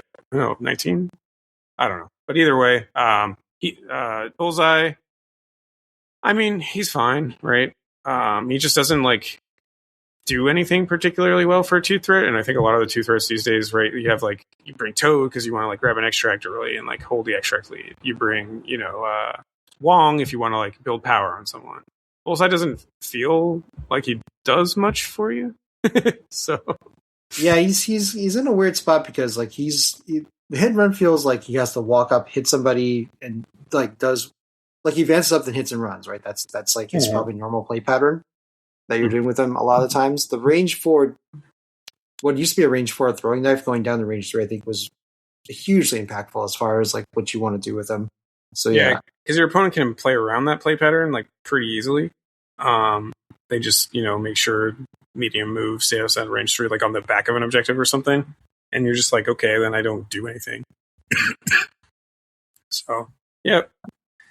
But he is an affiliated 2, which is good to have for kind of list building purposes. Yeah, I guess having 2 affiliated 2s, you could theoretically take leader then 2 through threats if you want to go super wide. Yeah, but currently that's not anything that the crisis packs would ever ask for. Yep. Nor in the list building, but maybe in the future, right? There could be a crisis pack that maybe you want to go super wide, and maybe the Sin, Sin, him, and Bob is 7, right? So that's 3 characters for 7. So there could be a world based on crisis where maybe you want to go really wide under Sin, and you bring 2 2s. So yeah, but currently I would say that that's not really you're not really encouraged to do that, but it's just nice that the option is sort of there, right? Yep. So. Yeah, we'll touch more on Bob later then. In that case. Yeah, he's in a couple rows from now, based on the sheet. So next character we got is Kingpin. I've looked at Kingpin a couple times because he's one of the few, if not the only, model in affiliation who has a character throw. But Kingpin suffers from being a little slow. I like Kingpin. I think he's really good on certain missions like Wedding Party, things like that. So I do think Kingpin is a 4 threat, maybe you consider when you're building your list.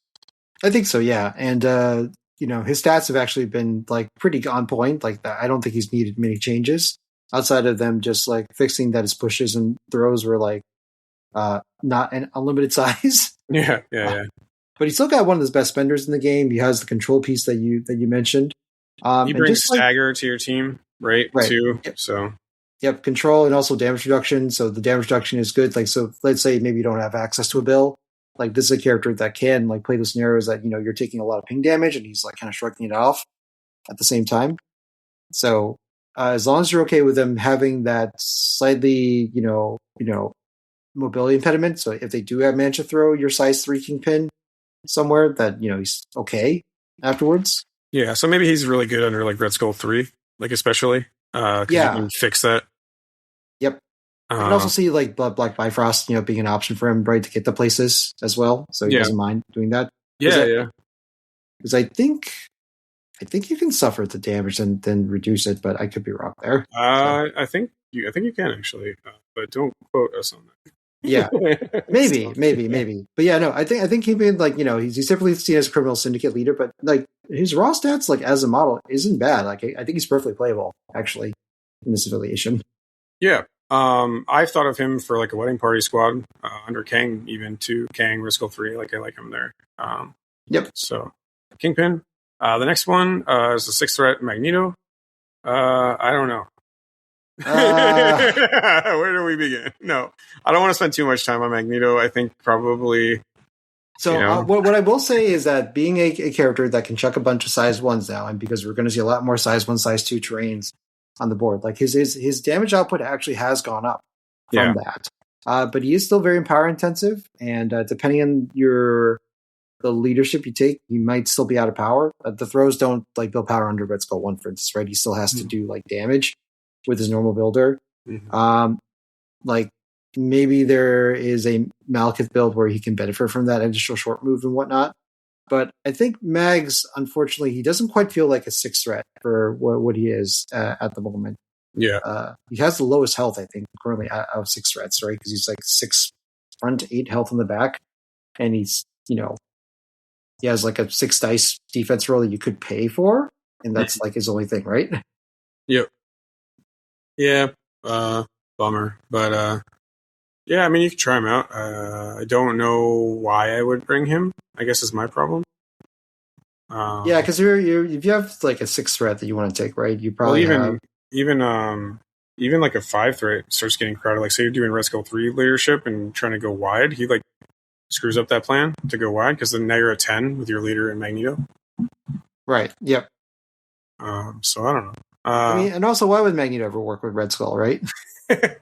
Yeah, that is. You raise a really valid point there.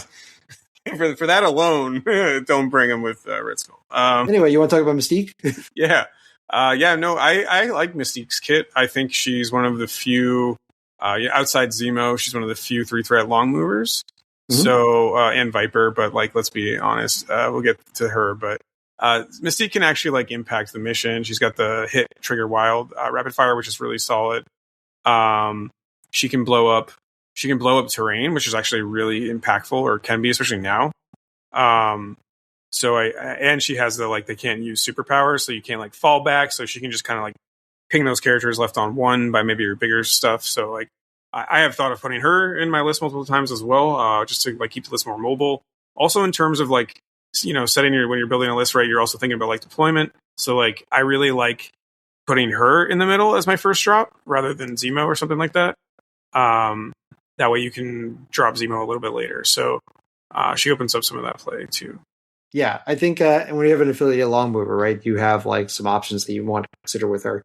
The other thing too is that she does build power quite well. And sometimes if you're not doing the expert sabotage, she just has a lot of XX power. So this is one of those characters that I think Red Skull 3, right? Like kind of likes. Yeah, and she can like just double walk a turn, like rotate so he can spend, right? Which is really impactful actually for him. Because like sometimes characters that have a lot of power maybe don't play out the same side of the board when you're using Red Skull 3. So like she does open up the ability to like kind of like, okay, I'm a little bit, you know, taking a couple damage. I need to stay safe. Maybe I'm holding an extract. I just double walk to where Red Skull is and like kind of stay a little bit safe. Yeah, so I think she's a very valid 3-threat, and she's like a good tech piece right into like trap lists because like they can't activate traps when she's going, for instance. So she's able to move around the board like safely and things of that matter. So yeah, she occupies an interesting spot, I think, in the Cabal 3 threats.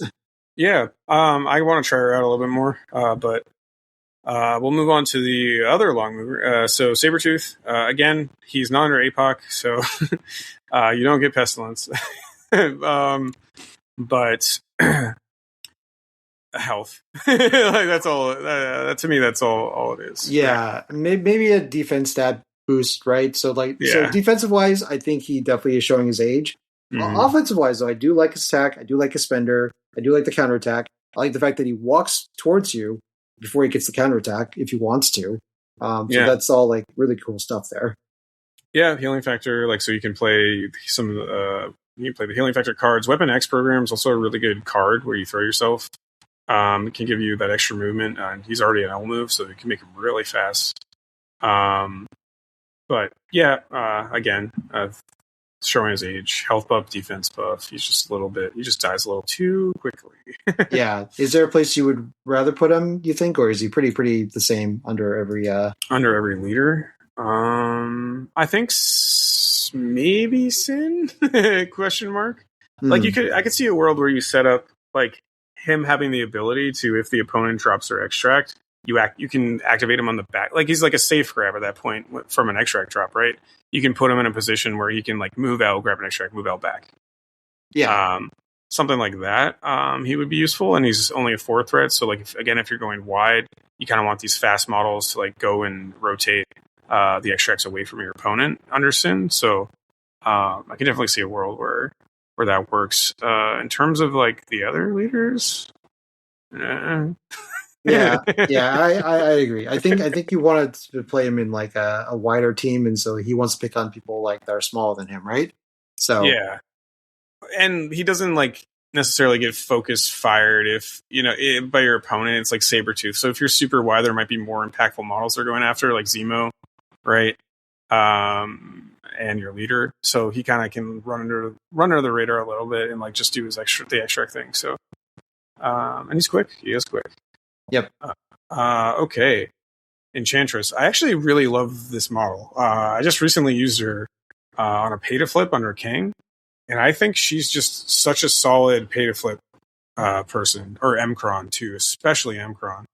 Because it's like the auto point because she's got a bow. And she generates 2 power a turn, so you can automatically. So after round 1, if you're conserving her power, like she gets 1 attack off on her beam, you can gain 3 power, bow someone off a point, flip to Amcron and guarantee you a flip, right? Yeah, super good last activation person. So yeah, this is a really good control piece model, and it's just a well-rounded kid. You have like a steal, you have like a terrain throw, you got debuffs on her. She does a little bit of everything. Just that, later as the game goes on, right, they can hit her at her lower defenses, and that can get kind of scary sometimes. 6-5 health. All the time. I do like early game, though. Like, when people I do like the characters to an extent where you have to pay for power because it does tax your opponent. Especially if you haven't touched like a really beefy character all game and going after other pieces and you put her on a flank. I'm just thinking like an Asgard or something. You didn't really hit Jane that much because she was on her own flank or something. And you were just like displacing her rather than attacking her. You can really kind of like punish late game and have her like move, bow people out, flip, something like that. So yeah, I think she's definitely like a very interesting character and probably underplayed. I think for like how versatile her skill set is. Yeah, but again, she is a tech piece, and as we talked about in this kind of current theme with some of these earlier Cabal releases, do you bring her every game? I absolutely don't think so, right? So, yeah, and she's a 4 threat, which if you're bringing Loki and you're trying to get like something with some more damage output, then it's hard to justify throwing her in your 10. So, all right, we talked about Sin. Oh, geez, Viper. So. Okay. All right. So, first of all, she is a 3 threat that's a long move with stealth, and she has a range 2 place. Mm-hmm. Okay. So, like, she's a really fast character, actually. So, like, if the crisis, like, does, like, call for, like, a heavy ability to rotate, like, I think Viper is, like, has the mobility to do that. Is that her current problem is that, like, her output otherwise is, like, what are you doing with her, right? Yeah. Yeah, and she has a wild trigger attack called Venom that doesn't give out poison but gives out slow and stun. I kind of like that. let's call it Venom and have it give out different conditions. I mean, to be fair, she is able to put out 3 different conditions, right? Which is not nothing. Like poison, slow, stun can be relevant. Yeah, depending on like the different. She also gets to place 1 from her spender too. So I don't know. It's one of those things where just like I think she just needs a little bit push. Like I don't think Viper is actually like we joke a lot about Viper, but Viper is really not that far from being a good character. Yeah, I think if she just had like a little more oomph to the attacks, or maybe able to like spend conditions as a resource, that's I think what a lot of people postulated would be like a great fix for her. It's like, hey, can I cash out a poison for like a cool effect or something? Oh yeah, that'd be kind of cool. I do like her Coiled Serpent too. Like those roll 5 dice hit back for 2 are always like pretty solid superpowers. So yeah, it can give people pause right before they like start interacting with her. Yeah. I think like at face value though, like I think her and Mystique, not quite the same, but they kind of do the same role for your opening plays, right? That we talked about, like wall movers that give you options, and I think most of the time people end up taking Mystique for those extra grabs and keep away situations. Yeah, absolutely. She is a good patch-up candidate. She also doesn't spend her power that well. I was yes and no. I think she actually does spend more power than Mystique, actually, because you probably do use the range 2 place, and you are paying that too, right? When they attack into her. All right, I'm tired. Yeah. Buckle up, Buckaroo. We're not even halfway through yet. Why did we do this on a night we're both exhausted?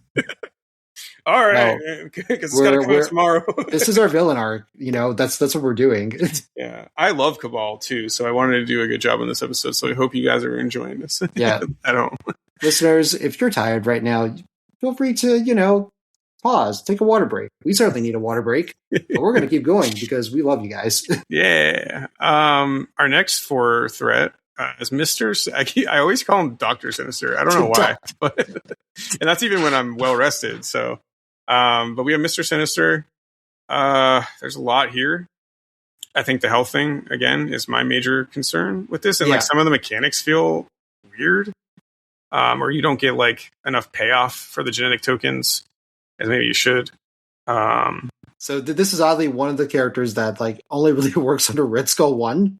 Yeah. Actually, because his beam is a spender beam, and you're hoping to do damage so that you can do 2 beams like in a round. Oh, to refund it, yeah.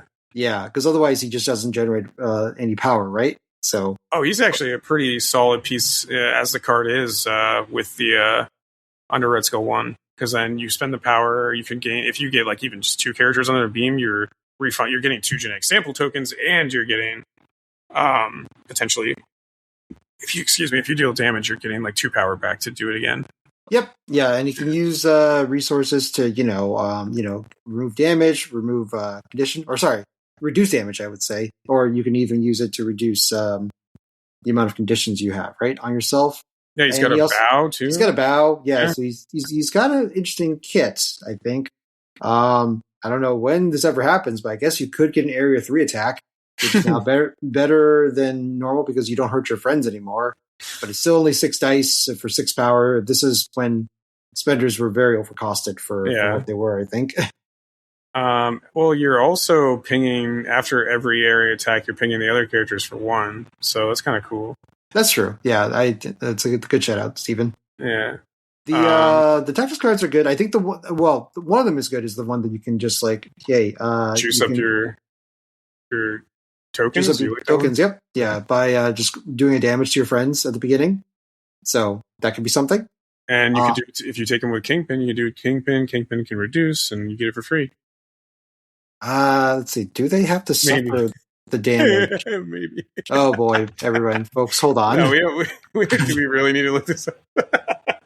Well, we're already here. Okay. So they must actually have suffered the damage. Okay. Looks like okay. Gotcha. So just as a heads up.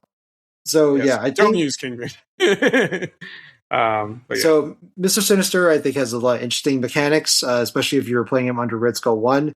But I think nowadays you can probably find better 4 threats that will be more reliable. But certainly, for those characters that people that really want to use the cloning-based stuff and kitchen table Marvel, I think he's very fun, actually. Yeah, and hopefully soon he'll be an option because again, we said at the beginning of the episode they have spoiled that he's getting a change, so fingers Yeah. crossed. So Hope so. All right, shall we talk about Bob, who we mentioned a little bit Bob, earlier? I love Bob. I really do love Bob as my two threat. I don't love Bob because he's also part of like a very bad organization. But Bob, as a character in MCP, rules wise, is really good. I think he's a really solid two threat. He's mostly an attrition two threat. If I had to put a label on him, he's got a range 3 Hydra pistol, which with Hydra tactics, so you can like bump up, double tap, bump back. But mostly you take him because when he flips, you get a loaded token and you can do your 9 dice. I think you get the most bang for your buck with Bob under Kang, if you set him up correctly. So I think he actually plays well everywhere. So Yeah, clarification. well, okay, fine. So actually, clarification work. He actually gets a load token at the beginning of the game, beginning and start of the game. So well, no, I meant like you use it when he's flipped. Oh yeah. He's best used when it's flipped, right? Because if he kills himself on his injured side, he doesn't have the activated token, so he can still like revive himself, right? Which is really nice. But yeah, why is he great on the Kang? Like, well, if you want to give a quick bitch. Well, because you can use him as your Dark Rain turn for a 2 threat, so you can save your heavier characters' activations and launch the rocket with full rerolls unlocking skulls. It's pretty good. Not gonna lie. That's the only reason, really, realistically. I don't know if there's another one. I'm too tired to think. I've used Bob a lot though in my playtesting. Yeah. So because he doesn't die, right? If he doesn't have active token, I love to take him with Mephisto or also Red Skull 1, right? Because like he can like take hits and die but keep coming back, which is nice. He's just like, a person you can just shunt damage into, like no problem. The other thing too is that excessive violence is really hilarious because not only does he the 9 dicer into somebody, everybody within range 2 of the target also suffers 2 damage. Yeah. Then Bob himself, if you position him like next to an enemy character, when he's forced to throw himself, like the only angle can be thrown like potentially into an enemy character if you set it up right. So you're just doing a ton of damage into a bunch of enemy characters at once with the excessive violence. Yeah. Yep. I just think the only reason I say Kang is because you can really unlock the full potential of that 9 dice into somebody. Yeah. I mean, you can kind of do it with Red Skull too. You just have to hope you don't roll like a ton of skulls. At least under Kang, you keep the full rerolls on all of your dice, right? So. Yeah. I think the one that he probably actually he's still okay under Red Skull 3 because if he doesn't have power, because every time he revives he gets less power. He's still probably okay. Like just taking the damage. You just have to hope you don't roll a lot of skulls and you only roll 1. Or something like that. Yeah. Also, dude, Hydra Tactics, just like Winter Soldier 1, I cannot believe this placement is not once per turn. Like, there will be, like, excess power turns where just, like, when Bob gets to, like, place twice off of Hydra Tactics and he just rotates to another point, you're just like, what the hell? What just happened? Yeah, it's great for if you want Bob to hold an extract, too. Because if you're, like, kind of lined up in this, a little bit of, like, a chain, he's, like, maybe a character drops an extract, it's kind of okay for him to, like, bump up, grab it, bump back, right? Something like that. So...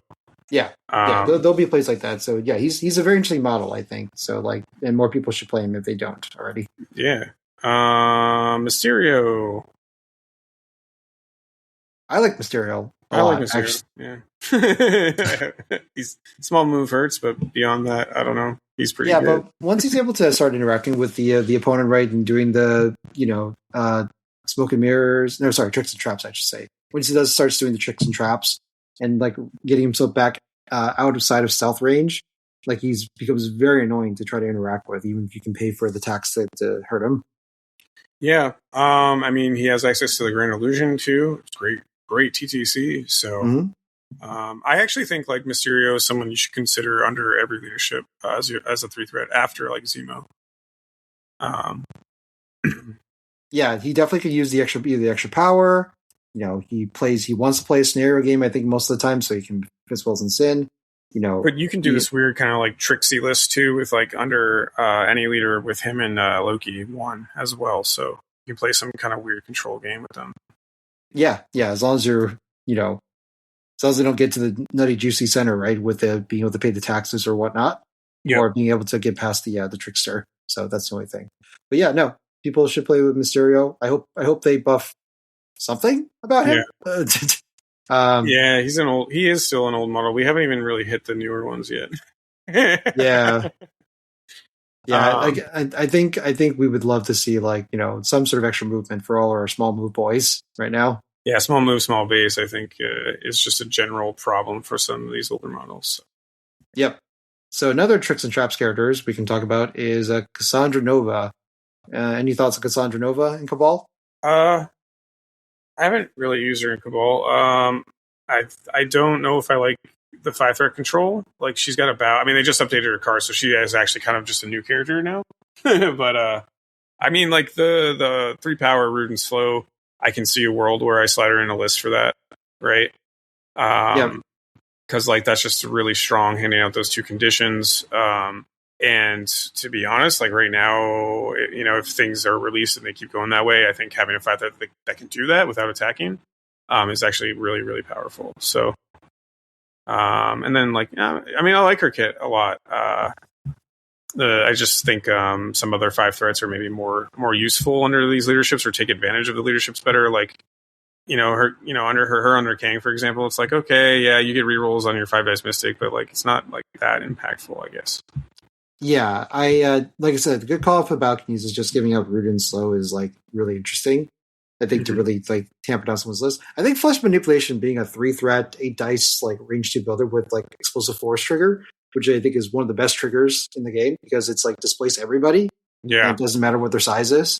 And they also just take a damage is like really, really good. Mind possession also being a guaranteed like, 1 cost, spender that moves people, also really good. Yeah. So you can bow twice, kind of. So you can like get more than one person into your like your attrition bubble or something like that, or you can displace them out of their own. She breaks up. She's a really good solution for breaking up like bunkers that your opponent establishes. So like a good example is like that new defenders list that is the hotness right now. She can kind of displace Blue Marvel away from Strange, like allowing them to like lose some of their effective defensive rolling Yeah. and whatnot. So I think that there might be a spot for her, but yeah, she definitely does feel like still like a tech piece. Like definitely not as good as she is like an APOC, right? So yeah, or Sentinels even. or Sentinels, yeah. So, but Yep. yeah, Her cards are cool too. Mental Domination. Mental Domination is definitely one of the best cards, like I think in the game for sure. Yeah, so you get access to that. You can theoretically, if you want to play 2 tactics cards, use your Dark Rain on Mental Dom and basically reroll their dice and reroll all yours. So yeah, so that does give Cassandra access to 3 attacks, and under a Dark Rain turn, that could be like pretty scary. I think. Yeah. If you're using her as your attrition piece, maybe she's got spender money too. Because you don't, notably, we've referenced Dark Rain a lot. Let's just get it out of the way.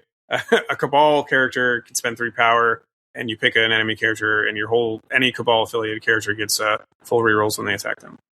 I mean, the wordings may reroll any dice. So, it's like the one affiliated Cabal card, but it's really strong. And I think, if you duel those 2, maybe I want to try her out actually. Now that we're talking about her. This always happens when we talk about factions I play. I'm like, oh yeah, actually that's a good point. But she's good. I think. I mean, she's a solid model after they changed her too. Like, she really does like feel a lot better on the table now. Yeah, I think the kid just functions much better. There's a lot better quality of life stuff, but she still has to move around the board very honestly under Cabal outside unless you teleport her with one of the skulls. Yeah, basically. Yeah, maybe best place or home for her might be like a Red Skull 3 list. Red Skull 2 can also place her range 2 at least as well. Yeah. So at least gives her the ability to get midline if she wants that. Yeah. So it can become maybe like a safe grab or something like that. So yeah. Cool. Next guy is Omega Red. I always like Omega Red when I see him on the table.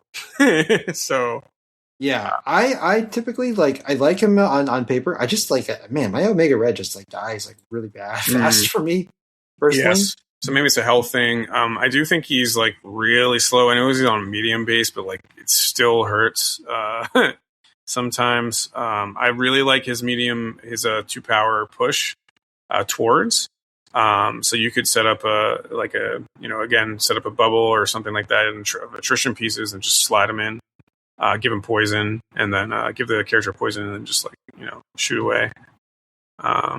Yeah, and diceless, like give people poison, and diceless, like do 2 damage to people in an area effect is pretty good as well. So he does this weird push and pull with his health between his powers and whatnot.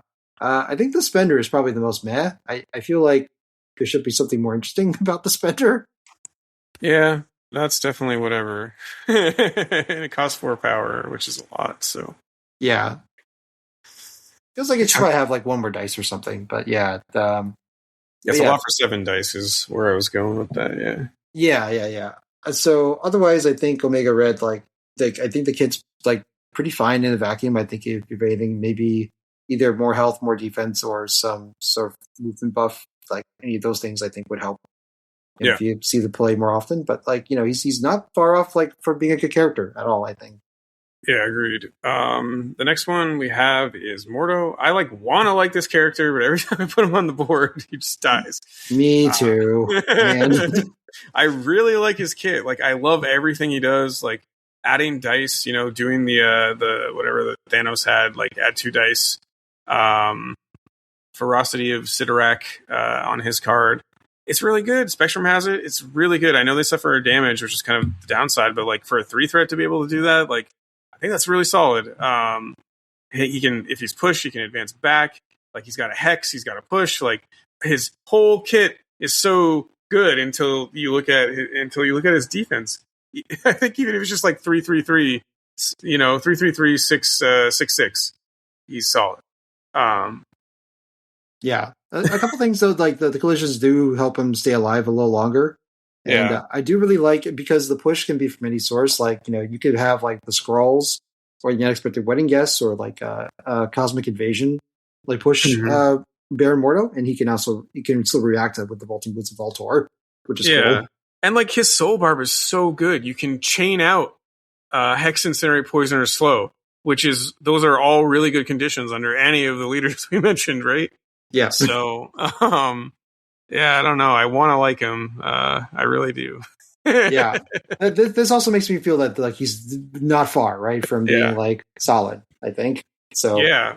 My worry with him though, Jin, is if they change him at all, he is very easily about to be broken, given certain things. Or not, maybe not broken, but he could he could go from underpowered to overpowered depending on what they switch, right? Well, you don't want +4 dice in Mighty Avengers? Oh, I mean, I do want it, but is it broken? Maybe. Yeah, I know. In Mighty Avengers, he would be an interesting splash too. So I forget. I don't think there's any cards with Mordo. I think there's just more generic defenders or complication cards. Okay, so yeah. No, I mean, Mordo's, again, listeners. Mordo is perfectly playable. Just that you got to be just pick and choose your fights with him, right? But he does give a lot of debuffs out, and that 2 dice buff can be really impactful depending on the character that's using it. So again, your Zemos or Killmongers, when they get 2 extra dice, oh boy, does the math get kind of crazy. My Kang Zemo rolling 7 dice just sounds so nice for me. Oh yeah, 11 dice your Kang spender. Oh no, I was talking about Zemo at 7 with his builder. You never have to spend her again. You just 4 rerolls. Unlocking skulls. Oh, it's kind of gross. I want to like Mordo a lot. What is another model that I also really would like more? And I think it's probably because I need to get a better play pattern down with him. He feels like a character that wants to get 1 damage on him early. Oh, are you talking about Hood already? Yeah. Oh, sorry. Oh, okay. Is there something you want to mention about Mordo? Oh, no. I didn't catch that. Oh. Go ahead. Yeah. Yeah. So, what's interesting, right? He's this rapid fire mystic attacker on his normal side, which is a unique space to be in. Healing people but giving a bleed, that's okay because some characters can are okay just taking the damage over time, but you get that 3 health immediately. So he's 5 health, which I think is the thing that still hurts him a lot because sometimes he just gets hit really hard. But if he only takes 1 damage, right, he gets to then or sorry, if he takes any damage, but I'm hoping he just takes 1 damage. He gets to go into Hood Possessed. Yeah. And that guy has DR2. Yep. DR2 is really hard to get through unless you're Namor. And you don't necessarily always face a Namor. And when the games you don't, man, Possessed Hood feels like a brick wall to try to Possessed kill. Hood's very solid. Yeah, I agree. Like a long time ago, when I was running Criminal at the beginning of my MCP start or whatever, I was running Hood, and it's just like, I mean, at the time, with very limited knowledge of the game, he felt really good, especially when he got possessed. But the game felt less killy back then too. So I don't know. I agree with you. I want to like him. He's like almost there. It's crazy to think that like a Possessed Hood has a 6-die builder with charge. I was like, why is this model not good? Yeah, I mean, maybe the solution here is just like on his normal side, just like give him a 3/3/3 defense with 6 health or something like that. Yeah, or at least some way to maybe just more manually change into the possessed. Like maybe it's like Emma, like you want to have the ability to like easily go between the forms, right? Because I think because the enemy has a lot of agency of like when they allow Hood to transform, maybe that's kind of a big deal, right? So it could be not even be your play pattern, Jin. It could just be the way your opponents play into him. Yeah. Oh, dude, the empowered Dark Lightning though. That's like that's like Miles Spender, like Miles 2 Spender, kind of like silly. Oh yeah, it's really good. I have used it before. It's a lot of fun. So yep. And you all right. Hood's King as well. Did you take that card at all or no? I did, but I mean, it's okay. Oh, yeah. I could see that in a Kang list, though. That might be okay. So the way they balance it is the fact that it has to be normal and it has to be played during his activation, right? Which I think is the thing that makes it kind of awkward to play sometimes. Yeah. I like it. I would like it more if it was like power phase, and you just spend power off it. Well, it might be too much, but yeah. I think in theory though, like you should work pretty well with any of the leaderships. Hood's King specifically, if you play it like during his activation, then he gets the benefit from it, right? Mm-hmm. That means under the King leadership or like the Red Skull 1 leadership or 3 leadership, either he's building more consistent damage or just getting more power, right? Than normal. Yeah. How many bubbles can we set up? It turns out it's like 5 or 6 of them. Yeah, cool. So Hood. Scourge. I actually think Scourge isn't a bad 3 threat. He's kind of predictable, but he is a really solid, just kind of like tanky Asgardian with 2 power. He's not in my list, but I have used him on like pay to flips under Cabal leaderships. Because he just like and also he combos it with Enchantress, obviously, because then it opens up that card that she has. So I don't know. He's fine. Yeah. I think power is actually pretty limited with him because everything is a gainer and he only has 6/5 health. There's like a very limited amount of pool of power that he's going to get during the game, which makes me think that I kind of do want to try him in Red Skull 1 at some point. Oh, there you go. Yeah. Just to see if because if he gets extra power, right, then you can top more, you can like throw Spender more, and Spender is no joke. Yeah, Spender is like legitimately good. I wish I can do it more than once a game. I feel like I usually get it like once a game most of the time. Yeah, I think Red Skull 1's probably a really good place for him. Otherwise, I was just kind of using him for his starting for this turn 1 play, where I would just like flip a point on a pay to flip and grab an extract, basically. Yeah, so. Yeah, he is an Asgardian, right? That he gets that. So the other thing is that the Meet My Executioner card has been interesting because it's a way to teleport him Scourge with Enchantress, and he can also be holding an extract as well. So. It can like rotate off across the board. So yeah, it's a little more finessey to use, but like there's something might be there. I think for people if they want to explore that. So yeah, Andy's used that against me actually. Oh well, there you go. A while ago. Yeah, that was a couple of years ago, or 1 year or something like that. I don't know. Yeah. Cool. That's Scourge. Behold my stuff. It's that Scourge. If you didn't know. Oh, that's right. Have you ever used Behold My Stuff? Like, wait, is that a thing in the game? No, it's called Weapons of Midgard, I think. Oh, but literally, it's him. Oh, it's the scene. Yeah. Oh, I haven't looked at that before. That's cool. But it's literally Behold My Stuff. My stuff. That's one of my favorite quotes of all time, by the way. That's a great movie. If you haven't seen that movie, go and watch it. But movies aside, our next character is Arnim Zola, the notoriously a lot of people I talk to have some crazy story about painting this model because of the clear plastic thing in the face underneath. Yeah, definitely a sub-assembly model, right? For sure. Yeah. Well, I made whatever. I've made some mistakes in my painting career. I actually kind of like him. I haven't put him on the table yet. Again, like he just dies so quickly. But like having access to rerolls is really good. I actually was thinking about him under. I know I bring up Kang a lot, but he was actually one I was considering putting in under Kang because his punishing effect from his rerolls you can mitigate with the Kang reroll. Okay, yeah. Yeah, so you can reroll out of a skull so you don't gain bleed. So, like, is that going to work every time? Depends on how many skulls you roll and how many rerolls you have access to. But I do think, like, there's some interesting things with him. I also really like a range 4, like, throwing out slow or shock, too. So, but you have to hit a wild on 4 days, which isn't always guaranteed. So, Yeah, he's an interesting kit, but yeah, having rerolls and like he's an interesting pay to flipper, right? As well because he can get power back on any crits. Yeah, that he gets. I really like the spender by the focus ESP blast. So like you could potentially advance somebody, and you have the ability to reroll yourself as well because it's only 2 power, and you might have extra power as well.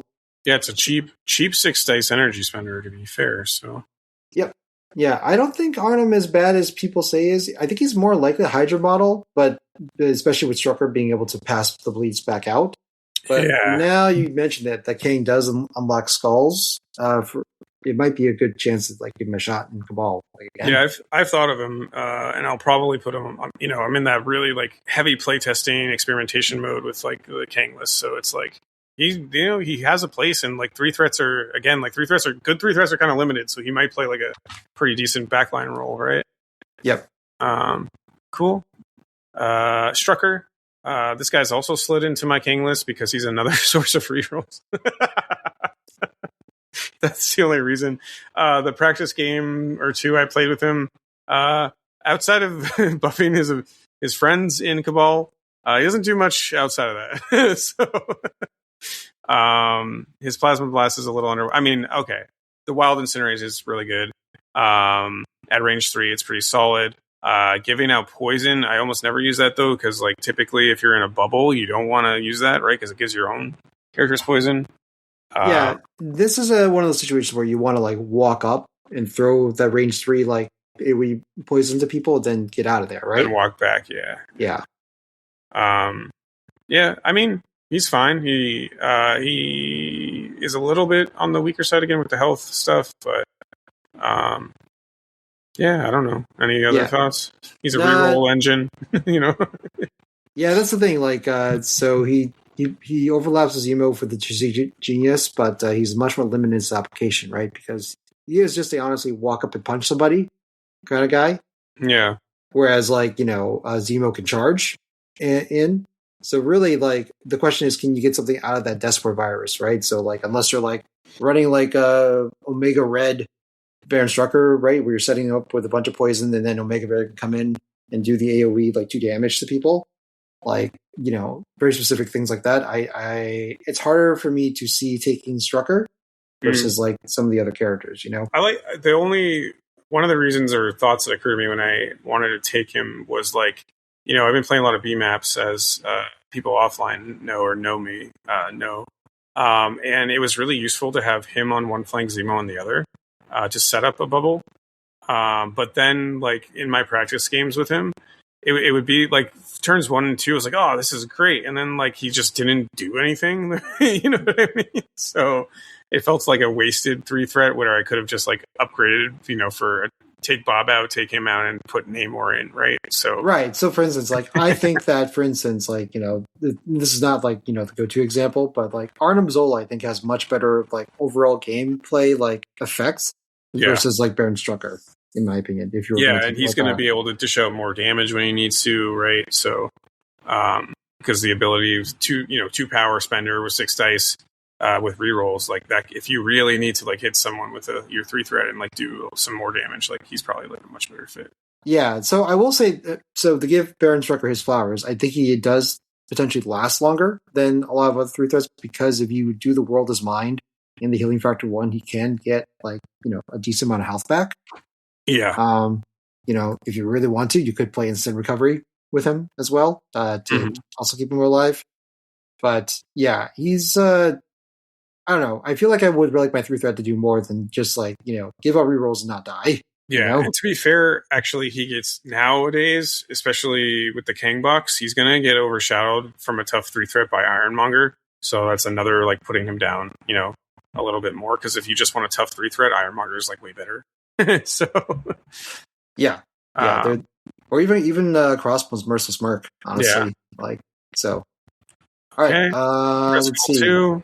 Red Skull 2. Do we need to talk about him? I feel like he's really good guy. He's brings grunts that are healthy, that can win you secures, that can do free interacts. Not broken. He punches like a truck. He's the best user of Cosmic Obliteration because he wants to be in the mix, unlike the other Red Skulls, which are more like back line guys that you don't want in the middle of the mix. Yeah. So, that's Red Skull. He's good under all the leaders. Surprise, surprise. The only thing is that, you can't, you only get to play with 2 of your leaders, right? Which is, 3 of these leaders. So you can play him in Sin, you can play him in Malekith, or you can play him in Under Kang. And obviously... Right. Yeah. You're taking the Red Skulls, dude. Yep. I was like, wait, why, Jin? But, right, good under Sin, right? Because that's extra bodies, right? That you can take more tests with. Malekith can definitely, keep him more durable and get him to more places. Kang, just a, offensive multiplier, right? That's just good stuff. Yep. Cool. So Ulik, I like Ulik, or I used to. I haven't put him on the table in a long time.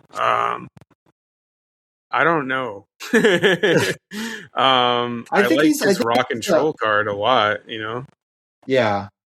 So Rock and Troll does give him like a little more extra mobility, right? Which is pretty cool. So he can really traverse the board using that. Sometimes also you can use it if you grabbed a bunch of stuff and like made it back to your home guys. You can use Rock and Troll to drop your stuff, right? So that they can pick it up and keep the extra rock safe as he goes back in the fray again. Mm-hmm. So Crushing Leap not being once per turn is like pretty wild to me. Like, oh yeah, yeah. Oh yeah. So, I did not notice that. Yeah. Yep. So he's got that in the terrain throw. He's got spenders. Yeah. So he spends his power like no problem. He's deceivingly fast too. So because of the Crushing Leap. So yep. Good displacement. He's got a push up to size 4 any direction from his pounders, and he could randomly give you an activation token from his spender. Yeah. So like it's good. He just doesn't have any offensive like dice fixing, but you're in a faction that has at least like 2 leaders, right, that can help him offensively. Yeah. And I feel that helps him like a lot. And 7/7 with DR is like no joke. So no. Yeah. Okay. Well, so yeah, being one of the later 5 threads, you start to see like it's like, oh, there's a lot more. The 5 threads in general are a lot more durable and just well costed, I think. Yeah. We're starting to get to the new stuff. So we're on models that have come out in the past 2 years, 3 years. So the next one is Claw. I've actually thought of sliding him in my list now as a 5 threat. I don't remember why anymore, but well, no, for the sound wave barrier under Kang, because like Kang lists kind of lack a little bit of displacement. I've noticed, and having that like end of activation pushing people off points because you kind of just like leave them in the middle.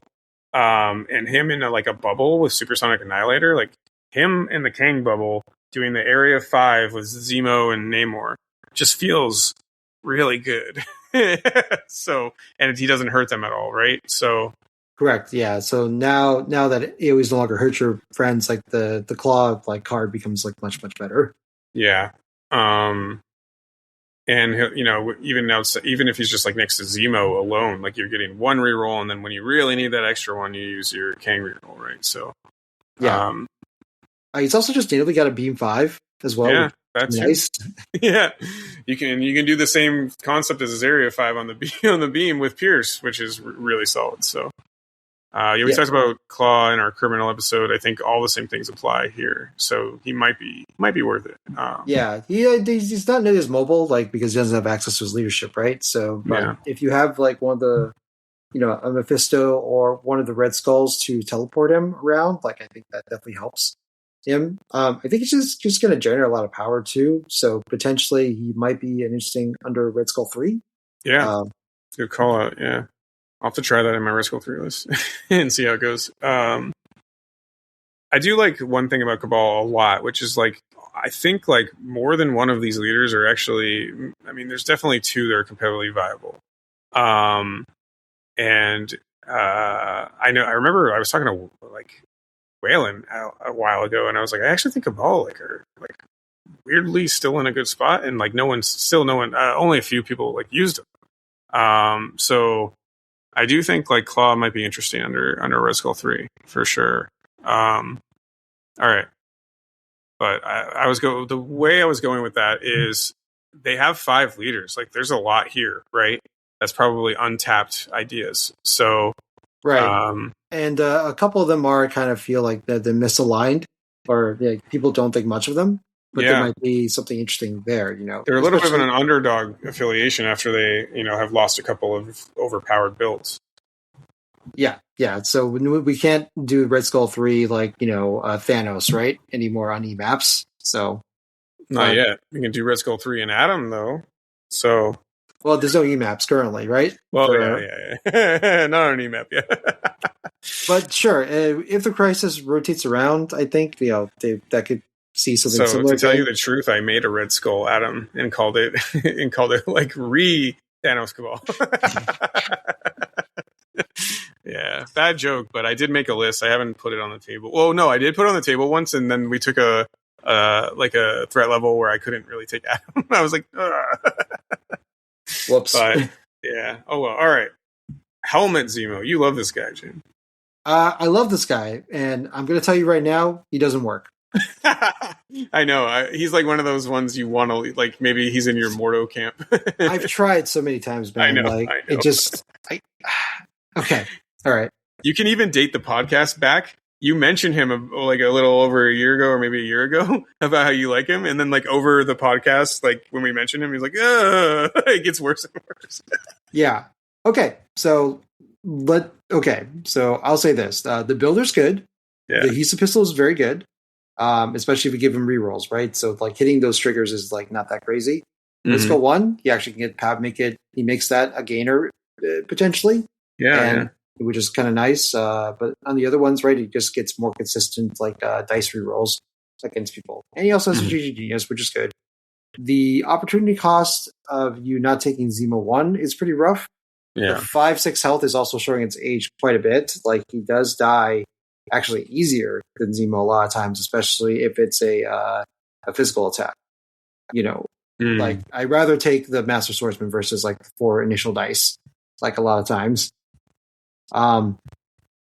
He's just like kind of awkward to play because of the quick step and his power generation.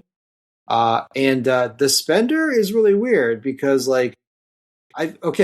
so the spender makes me feel like I should use this as my second attack into somebody, but I only will get a bonus on my builder if that's a second attack into somebody.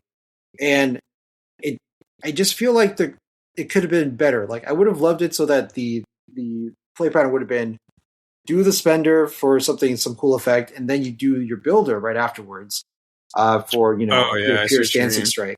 Yeah, but yeah, it's just a little weird. The Master Duelist you're talking about, right?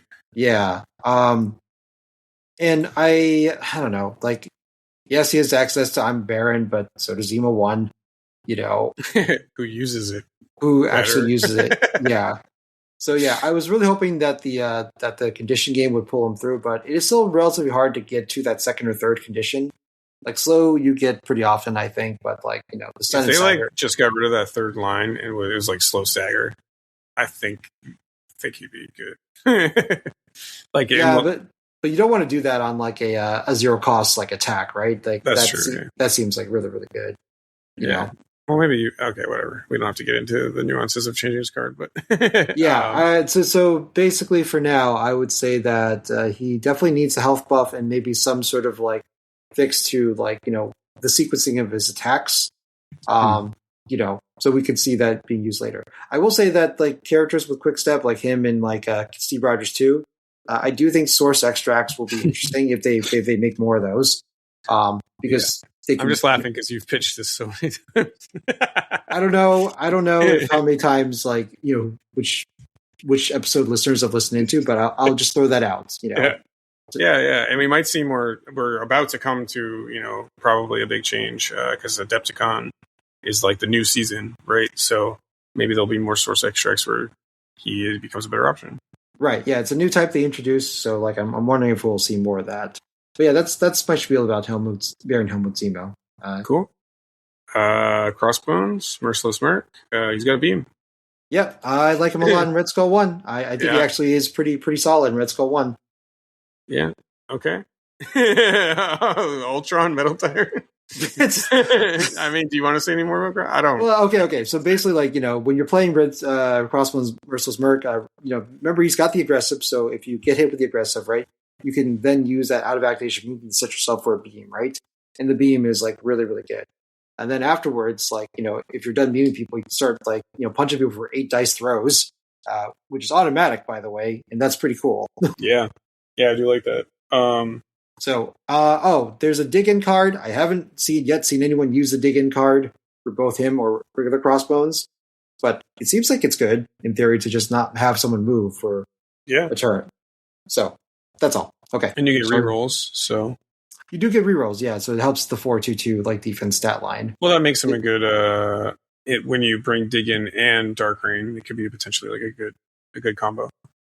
Yeah, I could see that maybe some sort of Pacific Crisis effects like would ask you to like stay in place, like and maybe be like some sort of like weird anchor. So even if he dazes, right, like he just doesn't get moved. Yeah. To keep someone like around. So I don't know. That'd be something interesting to look into at some point. But yeah, otherwise I think Crossbones Wrestler is really solid free threat. Definitely, I would take him over Rig Crossbones unless you were taking Sin. That's all. Yep. Cool. Ultron Metal Tyrant. I want to like this guy. He's another one. He's just, he's newer, so I'm not saying we're actually approaching some of the better releases for Cabal. But when I played Ultron, I played him, quite a bit. But like a lot of people in Cabal lists do bring Ultron. I think maybe I'm just using him wrong, to be fair. His kit's pretty good. He does 4/4/5 at 8 health. He's got the grunts. He's got a bow. He's a pretty solid 5 threat, to be fair. Under any leadership outside of Sin, maybe because you probably need to be more mobile. But all the attrition leaderships kind of like really like having that backline turret. So yeah, and he's also got a helmet, right? So he can't be push or advanced by mystic attacks. He's got the terrain throw. The terrain throw potentially can create more drones if they're gone. The drones are interesting too because like they're the first like grunts that you kind of want to die, right? So you can try to find weird ways to get them killed. And they could be like a trigger bot too, so to speak. If you have other trigger like Miss, I don't even know. I don't think there are any other ones, but I'm just trying to think like something dying. Yeah. So you can also again the Mephisto like Red Skull 1, verse bodyguard the grunts so that they take the hit and they explode and they do awful things to the enemy. So those are like good stuff. Yep. Cool. I think we should just keep moving on for time. Winter Soldier operative. I don't know. This guy is a trap house piece. I don't know. Yeah, I don't know. I've been very whelmed by Winter Soldier most of the time. Sometimes it's interesting that the kill box does come into play where it might, depending on the maps now, right, it might be a good soft power to dictate where characters go. Because of that collision, they can just randomly suffer sometimes. Yeah. Concussion Grenade is actually really good. I will say this, because I was playing with Ben, and we were using Winter Soldier Operative. the concussion grenade was well worth the 1 cost spender for the conditions it gives out. Yeah, I mean, I like that. Stun shock, those are really excellent conditions. Problem being, like, you have other 4 threats who... Yeah, again, the 6/5 health, it's, even though this is Core Box 2 is still, like, rough, I think, for Yeah, they've folks. only had 3 releases since Core Box 2, actually, which we're about to talk about. Dracula. Also, some of these 5 threats we just talked about, I think get undershadowed by this guy. I love Dracula. I think he's good in, like, a lot of the leaderships. I really like him in Red Skull 3 specifically because he's got that, the 1 power L move, so you can kind of rotate pretty successfully. He's got a bow for 2 power, which is not a lot, but what I like the most about him is Drac always... So the other 5 threats, like Ultron, right? They don't really threaten to, like, do damage out of sequence. So when your opponent, like, hits Drac, they have to think about if they actually want to hit him, what he's at for power, like, because we've all been there before probably where we hit Drac and he spenders you back and you're like, oh, cool. Or hits you back and heals. I think he's just a great piece overall, so he's a really good 5 threat for Cabal. Yeah, I like him a lot under the Red Skull 3 leadership, just because, like, having activation attacks means that you get to take advantage of leadership, right? Which is really nice. Does work well with Malekith because, he just wants to kill things and that'll give out, that leadership trigger more often. In general, Spender is insane under Kang if you get the bleed on someone. Oh, yeah, absolutely. So I think this guy is, like, really good at killing, like, well, anything really, but, like, he feels really good, like, going into, like, a high threat model, I think, for a lot. Like punching above his weight class for sure. And the bleed, slow, hex, or root, right, are all, like, great triggers that you can put someone to really... I like him even more as, like, even just a rotating piece where you, like, walk tap someone, give them root real quick. That may be, like, something that has to happen against certain matchups these days, and moving forward, like an early condition game. So if you can get to them, whatever. But, like, I do think having access to those 4 to root on your builder is, like, super powerful for Cabal. He's also great at rotating. Yeah. So the next one, we got Mephisto. Really, really fucking good 5 threat. Yep. Literally good in all leaderships, I think.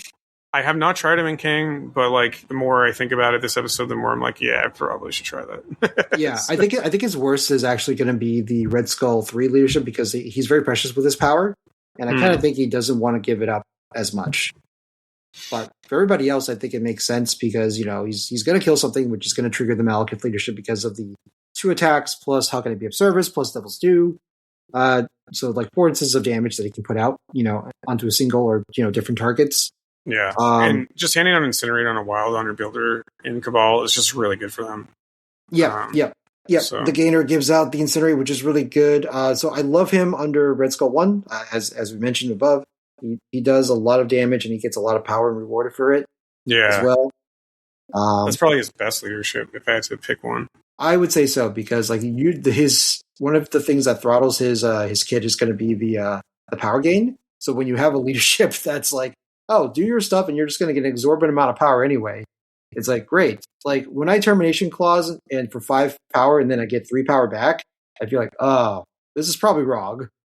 But I'm able to do this. So then we'll move on to Wrecking Crew, which I mentioned. I think their best home is Red Skull 3, probably. I really like their kit. They're super fast, deceivingly so. Large base, medium. Unlike the new Asgard, it's a medium push. I think theirs is only a small, if I remember correctly. But they get to where they want to go. I like them, so I actually think they're a really good piece if you end up playing on a D or a B map. So they're kind of like something to have in your back pocket in case that happens. Depending on the amount of D maps we see, who knows? Maybe they drop as your 4th threat, but I think for now, their ability to kind of rotate and, like, hit with 5, 11, 15 dice is pretty strong. So, and their kits funds itself, right? Like, they're pretty self-sustaining once they after turn 1, where they're at, like, 4 power. Yeah, they're able to just keep that momentum going. They also get a couple of really good cards. Did you use either of the cards, Bork? I have Stronger Together in my list. I haven't played it yet. It hasn't made the 5 quite yet, but I really like the idea of like if you don't do the damage, like or push the damage through, you get at minimum probably like an M throw. Let's see. Yeah, if you attack once, you throw away S. Attack twice, M, and then like 3 times is the long. Yeah, so you could kind of guarantee an M throw too, and again, like character throws are really lacking in Cabal. So I think like having access to even one on a card is for like one very pivotal turn can like make a big difference. Like Blue Marvel is a bully, and like I can see a world where you go into Wrecking Crew, you do all 3 attacks, and you're like, okay, well, cool, I didn't kill you because you re-rolled all your defense, but guess what? I'm going to throw you away very far. Like throwing, kind of double staggering Blue Marvel in terms of like movement activations. It feels super impactful for them, for Cabal. Yeah. So Stronger Together I think is good. Mystic Menace, I'm looking at it, and it feels a little more niche just because like the counterplay is you can daze the Wrecking Crew so that this doesn't work anymore. And depending on like when it's played, it also like can give the enemy more agency or not to decide if they actually want to end up within 2 right of the Wrecking Crew itself. Yeah. So, yeah. But very situational. Sure. But if you get it, Hex is a great condition. But yeah, I would say more likely you're going to be playing Stronger Together than anything else. Having some sort of control on them is like really nice. And they do have access to like a stagger through the building of stun into stagger and then into throw. So that's true. Yeah. Yeah, they do have this kind of control thing going for them. Which I really do like on the I love them on B maps to be honest with you, especially supported by Zemo. I just think like they benefit so much from that one reroll every attack. So yeah, but also you don't want them in a concentrated firefight, right? Having a flank, right, that they can divide their offensive pressure on, I think definitely like benefits them more than not. Yeah, they're definitely not like a tight map piece. They just die. So from some player experience here, don't like try to force them onto like lockdown or something. They will just die. Yep. All right. Shall we move on to our final model in Cabal? Yeah, the big, the bad, the Iron Monger, Obadiah Stane. This model is awesome. I really, really like him. And Ben Lauka, if you're listening to this, you're just playing him completely incorrectly. So Ben was like throwing him on the midline. I was like, Ben, why are you throwing him on the midline? This guy does die. Like, I think he's a really good like home extract holder. So he's someone you can activate early, go grab a home scroll, something like that. And you're not too concerned about his positioning, but like he's kind of like a late game is where he shines, right? So it's like you can make someone drop with your spender. He's got the range 3 with a 2 power bump, so you could like bump 2, hit someone once, bump back. He's kind of like he likes that kind of play pattern where he's relatively safe. The DR is really good. The rerolls are really good. They're on attack and defense once per turn. For a 3 threat, he's a huge 3 threat, so he just walks over all the terrain on the board. Yeah, but also like it's a hard to displace, right? There's a lot of like conditionally like size dependent like displacement, and because he's size 4, it's actually much harder to push him around, right, than normal. Yeah, he's a chunky boy. I would say one thing though. I really don't think you should. And Ben aside, sorry Ben. I think grabbing a midline extract with him can be really punishing. Because he doesn't get the cover, right? Yeah, doesn't get the cover. He's only 3/3/3 with DR, which can the characters in this game now can just kind of like one shot him sometimes. So especially the higher threat models we're seeing being put on the table. So just I think like I like him like a little bit tucked back, and then like mid game you like having the size 3 throw, having the crit hit hostile takeover, which is also really good if like he doesn't pick up a scroll and he's just holding a secure or something mid game, because like the scroll transfers to him without getting pushed, right? Yeah. So it's a really good spender. I know people are going crazy over him. I don't think he's like super broken or anything. I just think he's a really good 3 threat for Cabal. Yes. Let's see. Yeah, he's just well-rounded. Like, I don't think there's much to say. I anticipate him being a lot of Cabal, like, go-to 3s outside of Zemo. And Yeah. I'm anticipating that he'll definitely be splashed like in quite a few places too because of his current kit. Yep. Yeah. So when I started like doing the Kang list too, like it was like Kang, Zemo, Ironmonger, and then build from there. So he kind of plays that essential role as like just like a really durable, decent 3 threat. Have you looked at his cards? Yeah, I want to use them. They just again like they don't make the 5 spot is weirdly limited these days in Cabal. It used to not be. You'd be like, oh, I take Dark Rain, my 2 restricteds, and then I have whatever character cards I want for the characters on the board. Now it feels a little bit tighter with Kang's own cards when you're running his leadership. Maybe there's more room under like Red Skull 3 for him to get his card in. Ironmonger, okay. So Corporate Espionage, I think, is the one that people are like really hot. That about. One's good, yeah. Yeah, like so giving him some sort of like and after attack like response displacement can be really good, especially if you are using your second action right to attack Ironmonger. You might be like off a point, right, that you didn't want to be. Yeah, and his weakness is a little bit getting double tapped. So once you can turn that online, I think it's super good, especially since you have Zemo running around. So the kind of duel with Zemo, and then you pop Corporate Espionage, like maybe turn 1 even. Given Zemo's output these days, you can like really make that 3-threat work for you. Yep. Let's see, Guns A-Blazing. I don't know if you got that up, but it's a range 4 10 dice physical attack that could be either physical or energy. Double wild. That's just like his builder. Yeah. And then you double wild for like day 2 damage, right? Within range 2 for other enemy characters. So cost you 4 power to use and an action, but like again, like this could be a Dark Rain turn. So 10 dice, into somebody could end them.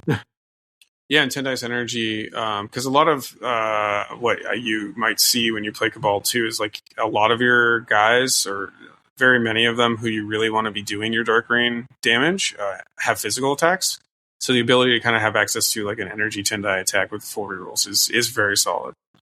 And I like the high explosive because 2 wilds on 10 dice isn't really that hard. So yeah, sometimes you leave a lot of characters on 2 or 1 health, and like just having a thing that's like, yep, this is just going to sweep them all up, which is really nice.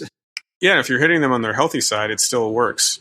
So even if they daze, it's going to still do 2 damage to other people within 2. Yep. Yeah. Let's see. Oh, actually, it's before. Actually, it's before damage stuff, so it doesn't matter if they're about the KO. Oh, that's actually that is really good. Yeah. So yeah, if you need to get a model off the board for damage, you also hit their team. So. Yep. So we've somehow gone through the entirety of the Cabal affiliated roster. So. Listeners, I hope my brain hurts. hope you enjoyed our rough takes, pre-Adepticon. Yeah, and like there's some really good stuff there. I do think like, especially under a new leader, like I think the whole time kind of Jim we were talking, and I know I kept bringing up Kang, but that's because like, as you've mentioned in previous episodes, when you have a new leader, you want to like try this stuff under them and see how it works for them. So yeah, you kind of reevaluate whatever. And we're coming into a new season of MCP, so there's going to be a lot of reevaluation with all these characters. So, okay. So we talked a lot about team tactics cards discussions. We're going to talk about that. Good, bad matches. Nah. We'll skip that. How do you beat them? You kill them. They die pretty easily most of the time, to be honest. Yeah, the leaders are all really good, but they're also very integral. So I feel like they're one of those, like, if you do kill like their leader, it does hamper quite a bit of their power, right? A bit. Yep, I totally agree. Having my leaders killed is a huge deal under Red Skull 3 and Kang. So yeah, but also you could also find yourself in a situation where you could try to just outscore them as well. So like making sure that they don't get a lot of good attacks into you. If you can give them like a bad Dark Rain target, or like once someone gets Dark Rain, just like you have to just accept that character will probably die. Mm-hmm. Unless you do a lot to sort of like keep them safe afterwards. Maybe or if you're like Adam Warlock or something. Yeah. So maybe you have to move them out of range of somewhere, like so that they don't get double tapped by every Cabal character. Or just accept that, hey, there's still a lot of injured side left. Let me just let them daze him, and then we'll just go on the injured side like next round, right? Yeah, that is another thing too. Is some skill is like when to pull your Dark Rain. I'm still getting used to that even after a couple of years of playing them. I always think it's better to pull Dark Rain when you are trying to. I know we're talking about trying to beat them, but I guess this could be caveated into that. But like, if they pull their Dark Rain when you're healthy and it's not that impactful to the mission, take advantage of that, right? Yeah. So, yeah, okay. Cool. How do you start the affiliation? Let's bring up old trusty Asmodee. Because I don't remember if they have a Cabal, a repackaged starter set with Red Skull 1 in it. I know they did. Yeah, which does include your easiest way to get Baron, the first version of Baron Zemo, which, as we realize is, always been a good character. Mm-hmm. So, just for splashing, if anything, like, it's just kind of good to just have them. Yeah. So the new Kang box will be a good place to start. That's coming out March 6th. Yep, March 6th. So that'll be in about a week from when this airs. You can start there. I'm trying to get the most bang for your buck, so I am literally scrolling through AMG's website. Unfortunately, a lot of Cabal pieces have come out kind of sporadically, so they don't quite have a full affiliation. The Criminal Sin pack actually works well for them. That 4-pack. Yep. Mephisto is sold separately, so I do recommend him as one of your good threats. The Dracula box is also just good for just having Dracula, but then also a bunch of good splashes potentially that you can take. Yeah, so I guess you pick up like Cabal affiliation, or you'd pick up your leader depending on who you kind of want to like explore. It's 39 models, right? So they're going to be spread out throughout the line. But yeah, I think if I were starting and I wanted to start with Cabal, I might buy like Malekith first, just because it's a really cool model, and then like maybe the Cabal pack and like kind of work up from there. So for me, I think I would recommend the new Kane box. Yeah. The Cabal pack for Zemo 1, probably Mephisto, and then the Dracula box, I think, is probably what I would go with currently. Yeah. Because those are the more later releases. Yeah. I mean, there's also, what was it, Wrecking Crew and Abomination, which is not a bad box either. That's a good box, and A-Bomb's good.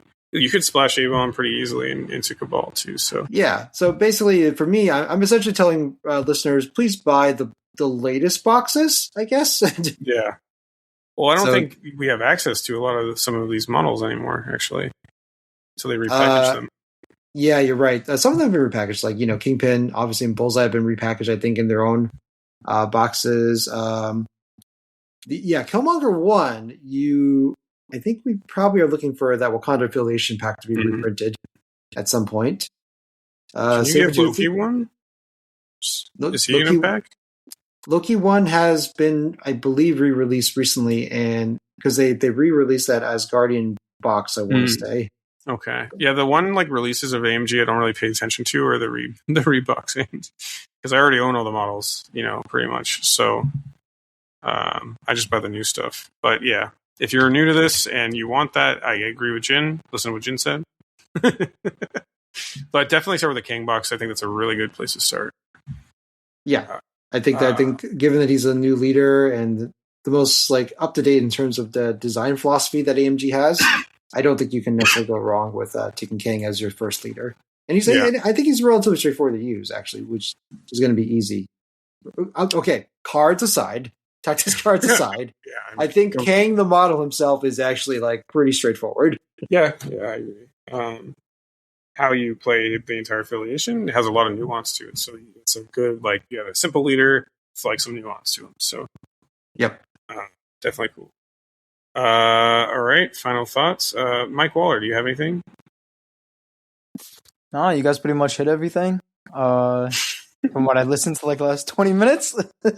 Well, you weren't on the episode. You don't get to talk. I was trying to raise my hand about. No, you guys. Oh, I saw it. I know you saw it. I know. The one time I talked, you ignored me, and I was like, he knows I was there. No, Cabal's going to be really strong once King releases. All the models look dope, and then just we have to really see what Adepticon hole is on to see how they are. But Steven is right. There's a lot of nuance to play them. It's not as simple as point and shoots as you might think. Yeah. But Especially honestly, with the fragility of the affiliation, they do just die. as a faction, I like the majority of their models. They just need better threes. I mean, they've only got Zemo and Ironmonger. They need like one of their better three, maybe. But I like where they're heading basically. Yeah, I would also just then say in general, like I would love to see like the pre Core Box 2 or Core Box 2 and before models. I would like to see them all get a fresh look over, because like I don't think any of the kids are like that far from being like super up to date for their design philosophies. They just need probably movement, health, maybe a rejiggering of some attacks or costs and stuff like that. And hopefully we'll see more models besides Zemo on the board, Oh, it's funny how I think about Cabal is a lot of their models are some of the top models and are splasher or going to be splashable, but then like the rest kind of just shit the bed.